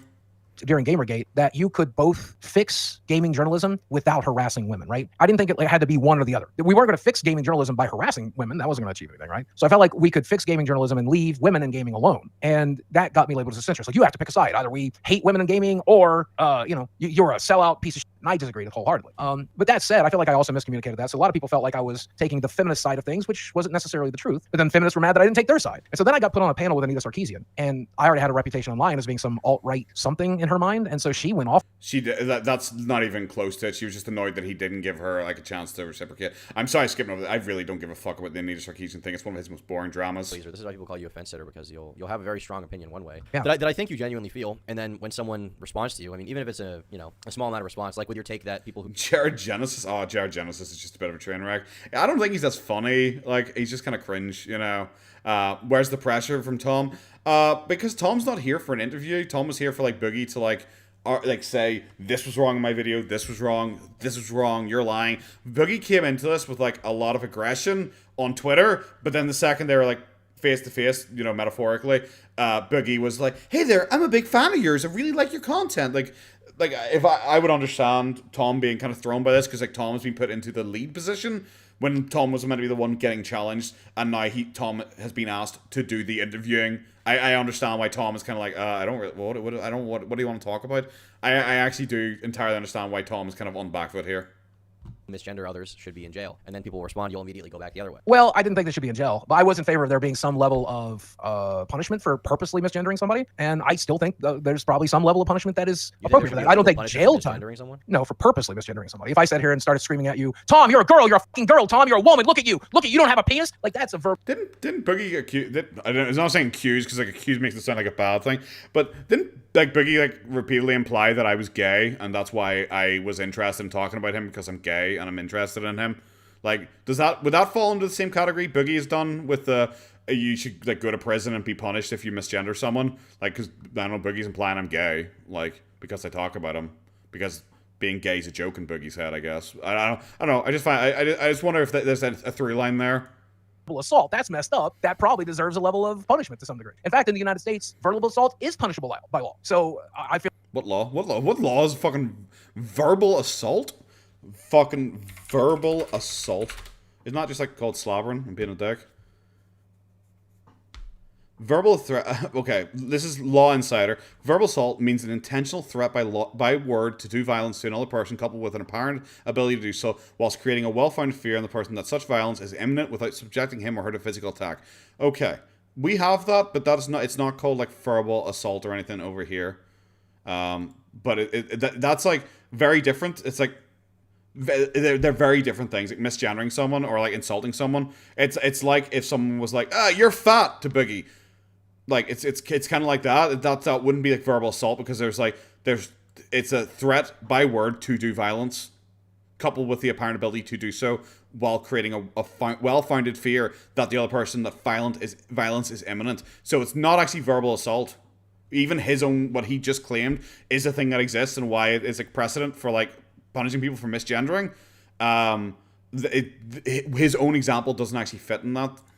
like that is fair if that's the type of verbal assault you're going for. But verbal assault is punishable by law, and I support that. Do you not? If somebody verbally assaults somebody else, you don't think that's punishable by law? I don't think it should be. Oh, interesting. Well, I'm not saying they should go to jail. I'm saying more maybe. Any discussion there? Oh, okay. But Boogie just has nothing. He has nothing. He wants to grandstand and moralize. And then when Tom very calmly just goes, no, I don't think so. Boogie has nothing. He's like, okay, never mind then. And just kind of moves on. Because he has nothing. He can't have a debate. He can't have a discussion. Because he's hoping if he just like moralizes it and says it in an impassioned plea, that Tom will be like, oh, actually, yes, Boogie, you're right. But like Tom's like, nah, I don't agree. And he's like, okay, never mind then. Private thing, maybe a fine, maybe a slap on the. because he sucked off the gay guy once. Just kidding, he's straight. Just kidding, he's bi, and just kidding, he's curious. Just kidding, he also doesn't know what being bi is. Does anyone remember that What is Pride Month video he did, where he said he's an old man, he doesn't understand what being bisexual is? Nothing larger than a misdemeanor by any definition. But certainly, people should be taught to not verbally assault each other, or otherwise we're going to have a hell of an interesting I thought you society. tweeted. I can probably pull it up specifically. I thought you had tweeted that you wanted people to be felon for that. God, I hope I'm not that stupid. It is entirely possible I said something like that, but that's not an opinion I would stand by. But guys, delusion, by the way, mementos. Now, that would be lunacy. You said, okay, Boogie said people who purposely misgender should get hit with a misdemeanor charge and even possible jail time if it evolves into hate speech, is what you said. Let me read your quote. You said, I personally think if you're misgendering someone as a non-starter, purposely angrily doing it, I think a slap on the wrist misdemeanor is well in order. If it's actual hate speech, then go f yourself, lock them up. So that's what you said. Yeah, if it's actual hate speech. Yeah, I genuinely believe. So how do you? But isn't just misgendering people like hate speech? Like, isn't the definition of like hate speech like speech that is hateful? And isn't purposely misgendering someone automatically hate speech? So his argument doesn't make sense. He makes that definition sounds like he's saying like, oh, if you accidentally misgender someone, that's a misdemeanor, and so we slap on the wrist. Just said no, don't do that again. But it's a small misdemeanor only. But if you do it intentionally and it's hate speech, go to jail. That really is how that reads. Actual hate speech, because in this context you're talking about misgendering someone. Wouldn't you say Well, so- is it not well, is let's see if there's- it not such a large leap to come to the conclusion that you were talking about someone, maybe if they're aggressively misgendering someone 20 times, then they should be locked up? Is that not what conclusion people would draw from this? Well, let's see if we can find some common ground here. If I had a mental episode and I walked up to a black man and I started calling him the N-word over and over and over again in an attempt to incite something, would you call that hate speech? And would you call that something that's punishable by law? It may be punishable by law. I'm not really sure. Not on board with that. Okay. Should Well, it I be? think It's probably not. I think it should be. I think that if I'm verbally assaulting someone in the hopes of creating an altercation, that is assault, and that should probably. In hopes of causing an alteration. I mean, he said. I'm assuming he said altercation. I just misheard that. That's a bit of a weird one to go for, because that's very different than purposely misgendering someone. That's implying that if you misgender someone, you're hoping for a fight. Like, you're hoping for an altercation to break out, which is a bit of a stretch. It kind of shows Boogie's like mentality towards people, that he thinks if you are go up and say something bad, you're hoping for like a fist fight to break out, which I don't think is really that good. Probably be punishable by law. I think specifically when you're doing that based on somebody's racial background, the religious choices that they're making, or the religion that they were born into, the sexuality that they were born. Boogie has talked about Christianity so fucking many times online. I really wish he stopped trying to act like he's saintly in regards to fucking religion. With, I think that is particularly heinous and deserves more than a misdemeanor. How much more, I can't say for sure. But I say, yeah, if I had a mental episode tomorrow and I went downtown and started screaming the N-word at the black person. I love Boogie can't just say, if I started screaming the N-word, he has to say, if I have a mental episode, guys, and then it occurs, because he, even in this hypothetical, he can't even be blamed for it still. In this silly, hypothetical fucking fantasy world, he has gone to fucking Narnia and he is talking to Aslan, but still it is a mental episode, guys, just so you know, because even in this hypothetical, he is too nice to purposely say the N-word. He has to say it in fucking Narnia. In an attempt to incite something and intend to harm that person, I should be arrested and taken to jail and prosecuted. What the fuck are you talking about? That doesn't mean. I'm sorry. Trying to incite something. What are you trying to incite? If someone says, I don't know, fuck you, N-word, to someone, that can just be them slobbering. It doesn't necessarily mean that you're inciting something. Like, if you laugh at a guy for being short and go, haha, manlet, is that trying to incite something? Are you hoping for like there be a physical fight between the two of you? Like, I just don't get that. It's like, oh, you're trying to hurt him some way. It's like, well, that really depends on if you believe that words can hurt people, as well, which is like, for some people, apparently it can, for some people it doesn't. But for me personally, I don't really get offended. I don't get upset by words. They're just fucking words. I've been in enough fights to know that a word is different from a fight. It's a really weird fucking point that Boogie's kind of just totally derailed this whole conversation of like his lies into talking about his opinion on hate speech laws. Talking about in this tweet? Well, so let's talk. If I did the same thing for a trans person, I was assaulting a trans person with my words in the attempt to incite a riot, incite a fight, disturb the peace. Incite a riot. Is a trans people going to is a trans person going to fucking split by mitosis and it's going to be 1,000 people in charge at you throwing Molotovs? What the fuck is he talking about? In case I call them a he instead of a she, to incite a riot. What the fuck? Where is this? Where is this going? He can't argue his points. He cannot argue his points. He cannot stand up for his fucking belief in any way, because he just wants to say stuff that makes him sound nice. But he can't actually argue it or verbalize it very well whatsoever. So he has to just keep going to these fucking ridiculous examples of oh well, if I go up and insult a trans person to incite a riot, it's like, What the fuck are you talking about? Where are we going from? It's like, oh, if somehow I should be in jail because I incited a riot. It's like, maybe the person rioting should be in jail. What? Yeah, I probably should be arrested and taken in. And I do believe that is hate speech. I do believe choosing to purposely misgender and verbally assault a trans person is wrong. I think most I wish he would stop saying verbally assault. I literally just looked up the definition there, and it doesn't mean anything close to what he thinks it means. people would agree with that. I think it's wrong, but do you think that deserves jail time? Because a lot of things can be wrong without needing legal punishment. Yeah, probably not jail time unless you're like a repeat offender. You but certainly said I think it! you should be arrested and put in a tank to like What if give do you it a on cool off YouTube? period. What if you do it on YouTube? Well, like there's definitely going to be ramifications for that. Probably not jail time, but certainly YouTube. That's against YouTube policy. But what do you which think shouldn't. should happen? I don't know. I'm not really judge and jury. If I were to do something like that, I would like to be held accountable, and I would like to think that accountable. If I ever did that, I want to be held accountable because I'm such a nice person. So fucking cringe. It's like I said, even in his hypotheticals, he can't like just be a normal person. His hypotheticals always have to come with 17 asterisks, which are like, by the way, guys, I'm actually a really nice person. By the way, this isn't real. By the way, just so you know, in this hypothetical, I also have a mental illness. By the way, also this mental illness is caused by gamma radiations. By the way, guys, there's a solar flare happening right at the second, which is causing me to go crazy. And because of my craziness, I am now calling someone the fucking F word. You know, something like that. Ability would involve certainly no sponsors on my video. I would probably imagine that it would get my monetization taken away for a period of time, like a cool off period, and I think that would be appropriate. I don't necessarily think a channel should be deleted or removed from the platform for that specific offense. I don't think it should be. I don't think your account should be deleted or anything like that for saying a bad word. But I do think you should lose all your sponsors. I do think you should lose all your sponsors, and I do think you should have all your monetization removed for a while until until you are sorry and never do it again. It's like so you're forcing them. Like, you might as well delete their account at that fucking point. If you're gonna take away their ability to make money from it, you might as well for like a big YouTuber. It's like one and the same, really.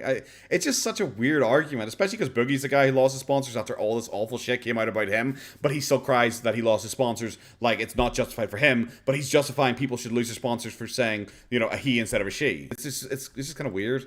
A first-time offender, because I feel like people can learn. And Yeah, he has Chris Chan's understanding of the law. He really fucking does. It really is just like, I think that's bad. So I think he's like, he should be punished for a billion years community service. You know, like fucking Chris Chan, where it's like, oh, if you smoke in Quickville, you either get charged a $300 fine or 5 years in prison. grow, learn why that was wrong to do, and grow as a person. So somewhere along that lines, I would imagine. Where would you put that line?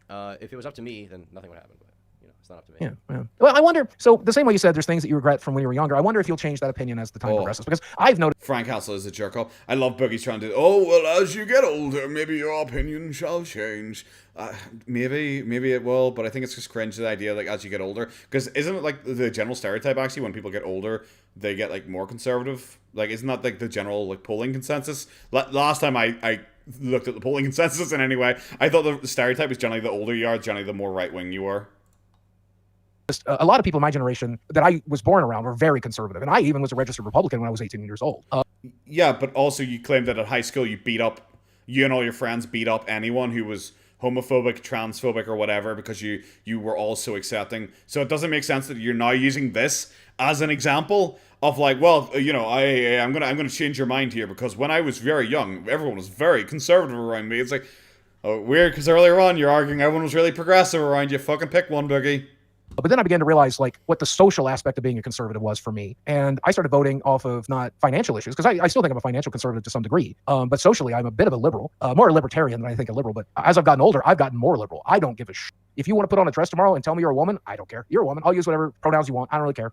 If you wake up tomorrow and you decide you want to be in love with a man or two men or three men and five women, and you have a whole household, Mormon household of 27 wives and 2 husbands, I don't care. I just want you to have the same rights as everybody else. Live as happy as you want to live. I don't care if you're black or white, short or tall, fat or skinny. That doesn't really matter. I just want people to live the best life that they can live. And I do believe socially, Americans deserve the same rights that Is that the dog dropper? What, this? Oh, him? Yeah, he dropped his dogs, boys. He dropped his dogs. I'm sorry. I zoned out entirely when he's saying that, because it's just like, okay. It's cool that you keep saying it, Boogie, but I don't feel like your actions back up your words. That's my biggest issue. Especially when he's arguing, I'm a libertarian, guys. It's like, you're a libertarian who wants there to be a restriction on free speech. That doesn't seem very libertarian to me. every other first world nation has. I think we deserve access to healthcare the same way every other first world nation has. I think we deserve. Lord Fango, Boogie is talking about trans rights right now because he's deflecting from actually talking about the actual conversation. He is now instead just talking about, I don't know, fucking what he thinks people should be arrested for in return to hate speech. Deserve access to education the same way every first world nation does. So I'm curious if you think you'll hold that opinion when you're 30 and 40, or do you think you'll more side on the just leave everybody alone kind of opinion? I mean, I'm not anti trans rights. I'm just also pro the rights of people being mean to them. Yeah. Do you? So What the fuck was? That was a weird tangent from Boogie. It's like, oh, I wonder when you're older, will you still hold that opinion and still think it's okay to be like that? It's like all he literally said was it's okay for people to like say bad stuff. He doesn't care if people say bad stuff, which Boogie as a libertarian should be, except that should be him for. He should be like, okay, well, people can do what they want. That's what a libertarian believes, you know? Like, but Boogie is like wanting people like arrested for misgendering people, but claims he's a libertarian and is trying to use that argument for Tom and acting like Tom doesn't want people to have like access to schools and shit like that. Like, as if that they're in any way the same, where Tom's like, he's like, I don't care if people say he instead of she. And Boogie's like, oh, well, so you don't want them to have access to schools then? It's like, bro, how the fuck did you get there? curiosity, do you think it's wrong to shout fire in a crowded theater and start That's very different. Is it wrong? Yeah. Yeah. Do you think it should be punishable by law to do that? Do I think that specifically should be punishable by law? Yes. So you do agree that speech should be limited to some degree in some scenarios, right? And we just disagree where that line is. And I think verbal assault, something I've even done. It's you know, not. we've seen me lose my temper. It's definitely happened a handful of times in my lifetime. When? I feel like I should not have done When? that. It was harmful to the people I did that to, and there should be some sort of ramification. I don't think felony.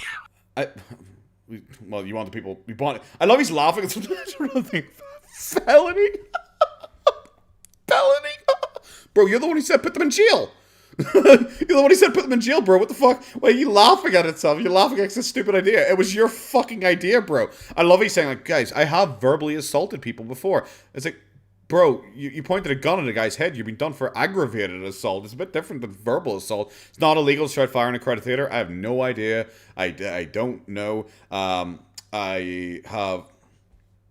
I've heard that it is, but I'm not sure. I'm not sure. I don't know. I don't know. I have no idea. I don't do law. I don't do law, guys. I'm a fucking outlaw. And I definitely don't think jail time. But that's a good. I think that's an you interesting said one. it. And I think your point of view is valid. I just don't particularly share the same point of view. But I think there's a lot of people out there that agree with it. I do believe. I love that whole story where Boogie was trying to mislead away from like the topic of the video. It ended up with Boogie admitting that his own tweet where he said people should be put in jail was ridiculous, but he's acting like someone else said it and he's laughing at them for saying it. For example, people have asked me why I haven't had the Lucy Fox video taken down where the girl falsely accused me of emotional abuse. And it's because she has every right to say what she wants to say. My picture's in that. I could abuse copyright. It wouldn't work out well for me, but I could. But Lucy Fox didn't put that video in. Someone else did. Lucy Fox didn't, like, her video didn't include that. From what I know, I've never seen the original, but she specifically says, I'm not going to say his name. I thought that was added afterwards. But yeah, no, like, even if she did put your picture in it, and did say your name, you don't have a right to take it down. Someone accusing you of being abusive, why does he feel like he should have the ability to take it down? Why does he have the ability? Think he should have the ability to silence women who accuse him of abuse? Like, this is the hashtag Me Too guy, and he's going like, oh, hey, well, maybe, I'm just saying, I have every right to take that video down if I wanted to. It's like, bro, what? So someone accuses you of abuse, and you think you should be able to take that video down? No, sue her. If you think it's a lie, if you say it's defamation and she was blackmailing you, sue her. Do it. Well, she has a right to say what she wants to say, but if you want to take her, legally she has a right to say it, but if you want to take her to civil court, you could. Yeah. And she doesn't have anything to begin with, or at least she didn't at the time. And secondly, she was young, and people. It's so weird. It's almost like you're financially putting someone down again who you have an issue with. It's weird that you do that constantly. It's like weird that you did it with Frank Castle. It's weird you do it with Lucy Fox, that you imply that they're fucking poor. It's so weird that you do that all the time when you beg for $1. Make mistakes. It was a very stupid thing for her to do, but I don't feel like that should ruin the rest of her life. But maybe not. But that allegation caused a lot of struggle for you. Caused a lot of strife for you. Aren't you? Yeah. About that? Well, number one, I'm pretty miserable all the time anyway. Yeah, but number one, I'm literally a saint and I'm just too nice a person to really do anything about it. I'm probably going to get to an hour here and wrap up because it's heading towards midnight here and we're going for nearly 3 hours and I'm fucking knackered, guys. As you can probably tell, I'm slowly getting more deflated. I'm leaning all the way back in my chair here.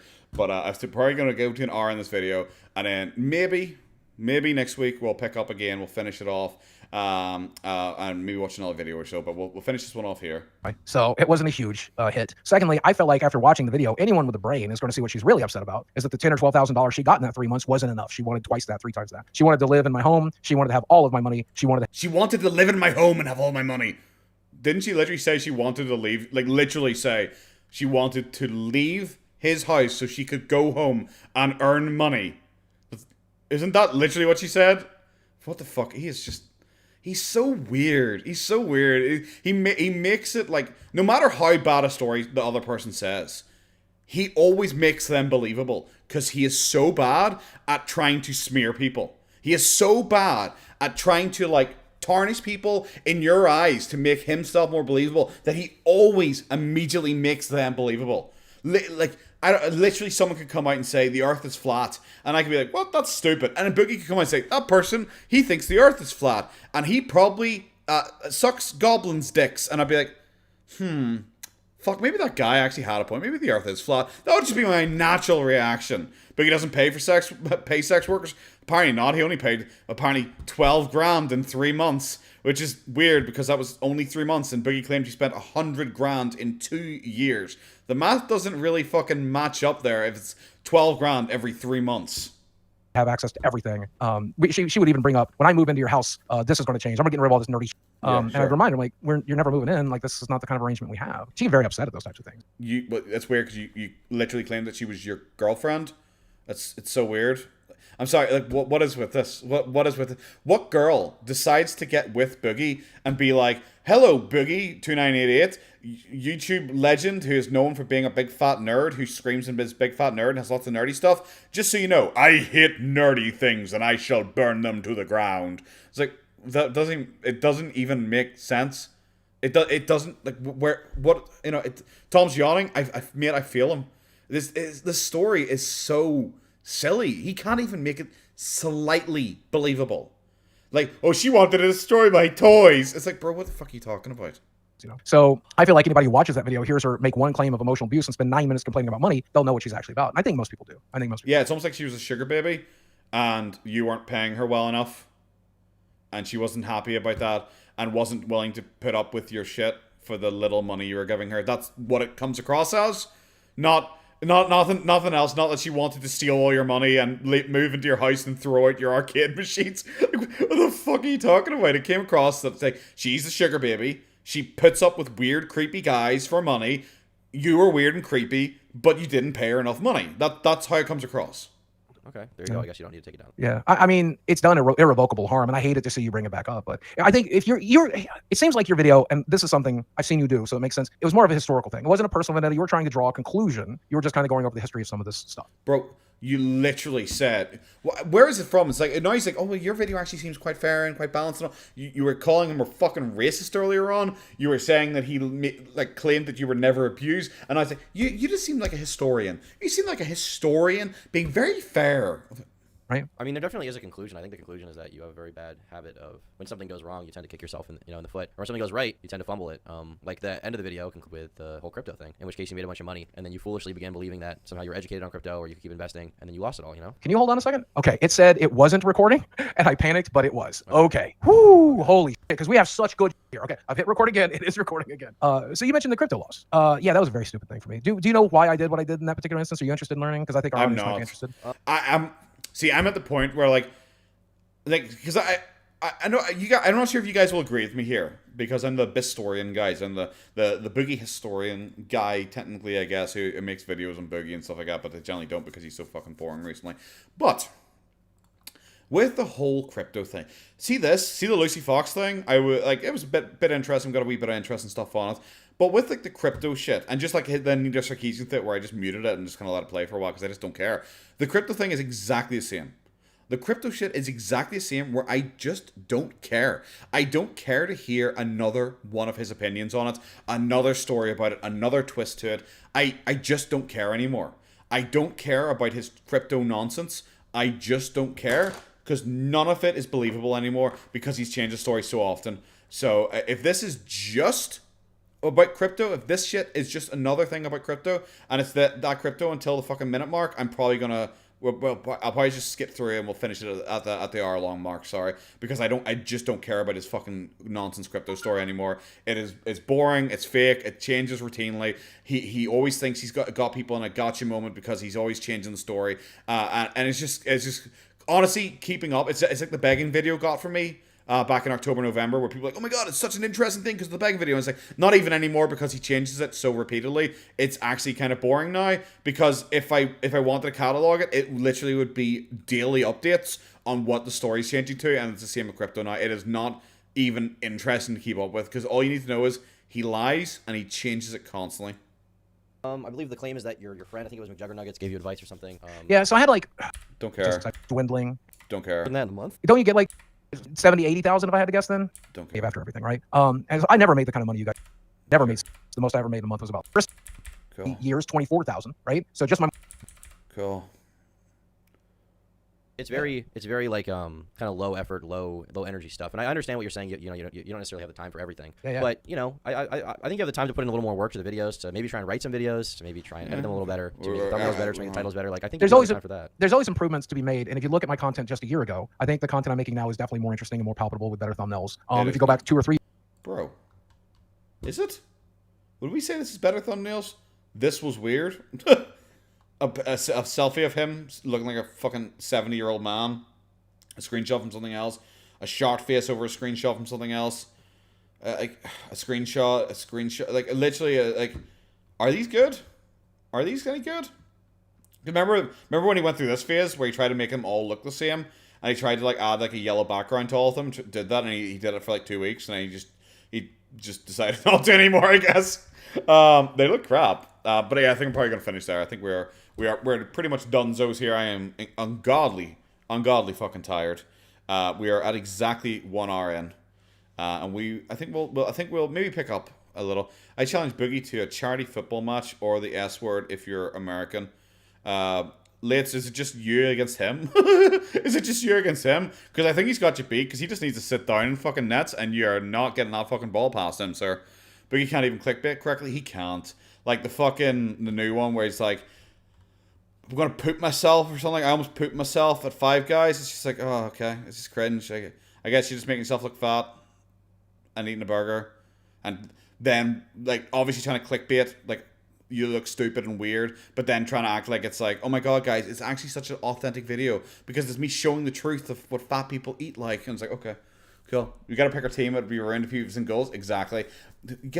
So pick your teams. Who'd be on your team? And it's not me. I'm not playing. I don't play soccer. I'm really bad at soccer. I don't like non-contact sport. But we used to play soccer. Me and my mates used to play like five-a-side. I was really bad at it because I'm used to rugby. So I'd put the shoulder into people a fair bit. But yes, guys, I'm gonna end the stream here. It was a lot of fun. It was good to get back. Finally get this done. Wasn't great, honestly. Turned out better than the Lordy podcast, the Geordie Lordy, oh Lordy, it's Geordie, true oh Lordy Geordie podcast, where like at least Tom is like calling him out and laughing at him and taking him apart. Like Boogie looks terrible during this. Watching just an hour of this so far, I entirely understand why Boogie took this down. I entirely understand why Boogie took this off his channel. He looks fucking horrendous. This is he looks terrible. He looks so fucking bad during this. So I get it. I get why he fucking took it down. But the True Geordie one is just fucking pain. It's fucking pain. It's so boring. I might just fucking plow through it. It's just so I can get some stuff for the watch one of your videos every day. Good night. K Buki, thank you very much for super chatting. Oh, I'm glad you like the videos. Jesus, Chesto. He came quicker than he usually does. To be fair, his job of the hot cosplay is spot on. It is absolutely fucking great. And Tom Dark apparently is tiny, so he could be the little what the fuck's it called? Oh, Salvacious Crumb. He could be the wee Salvacious Crumb and sit on his shoulder or something like that. But yes, guys, it was a lot of fun. I'm gonna end the video here. We're gonna end the stream. We're gonna go off. We're gonna go along our merry way and have a good old time. But yeah, guys, I do appreciate you all stopping by. I do hope you enjoyed yourselves.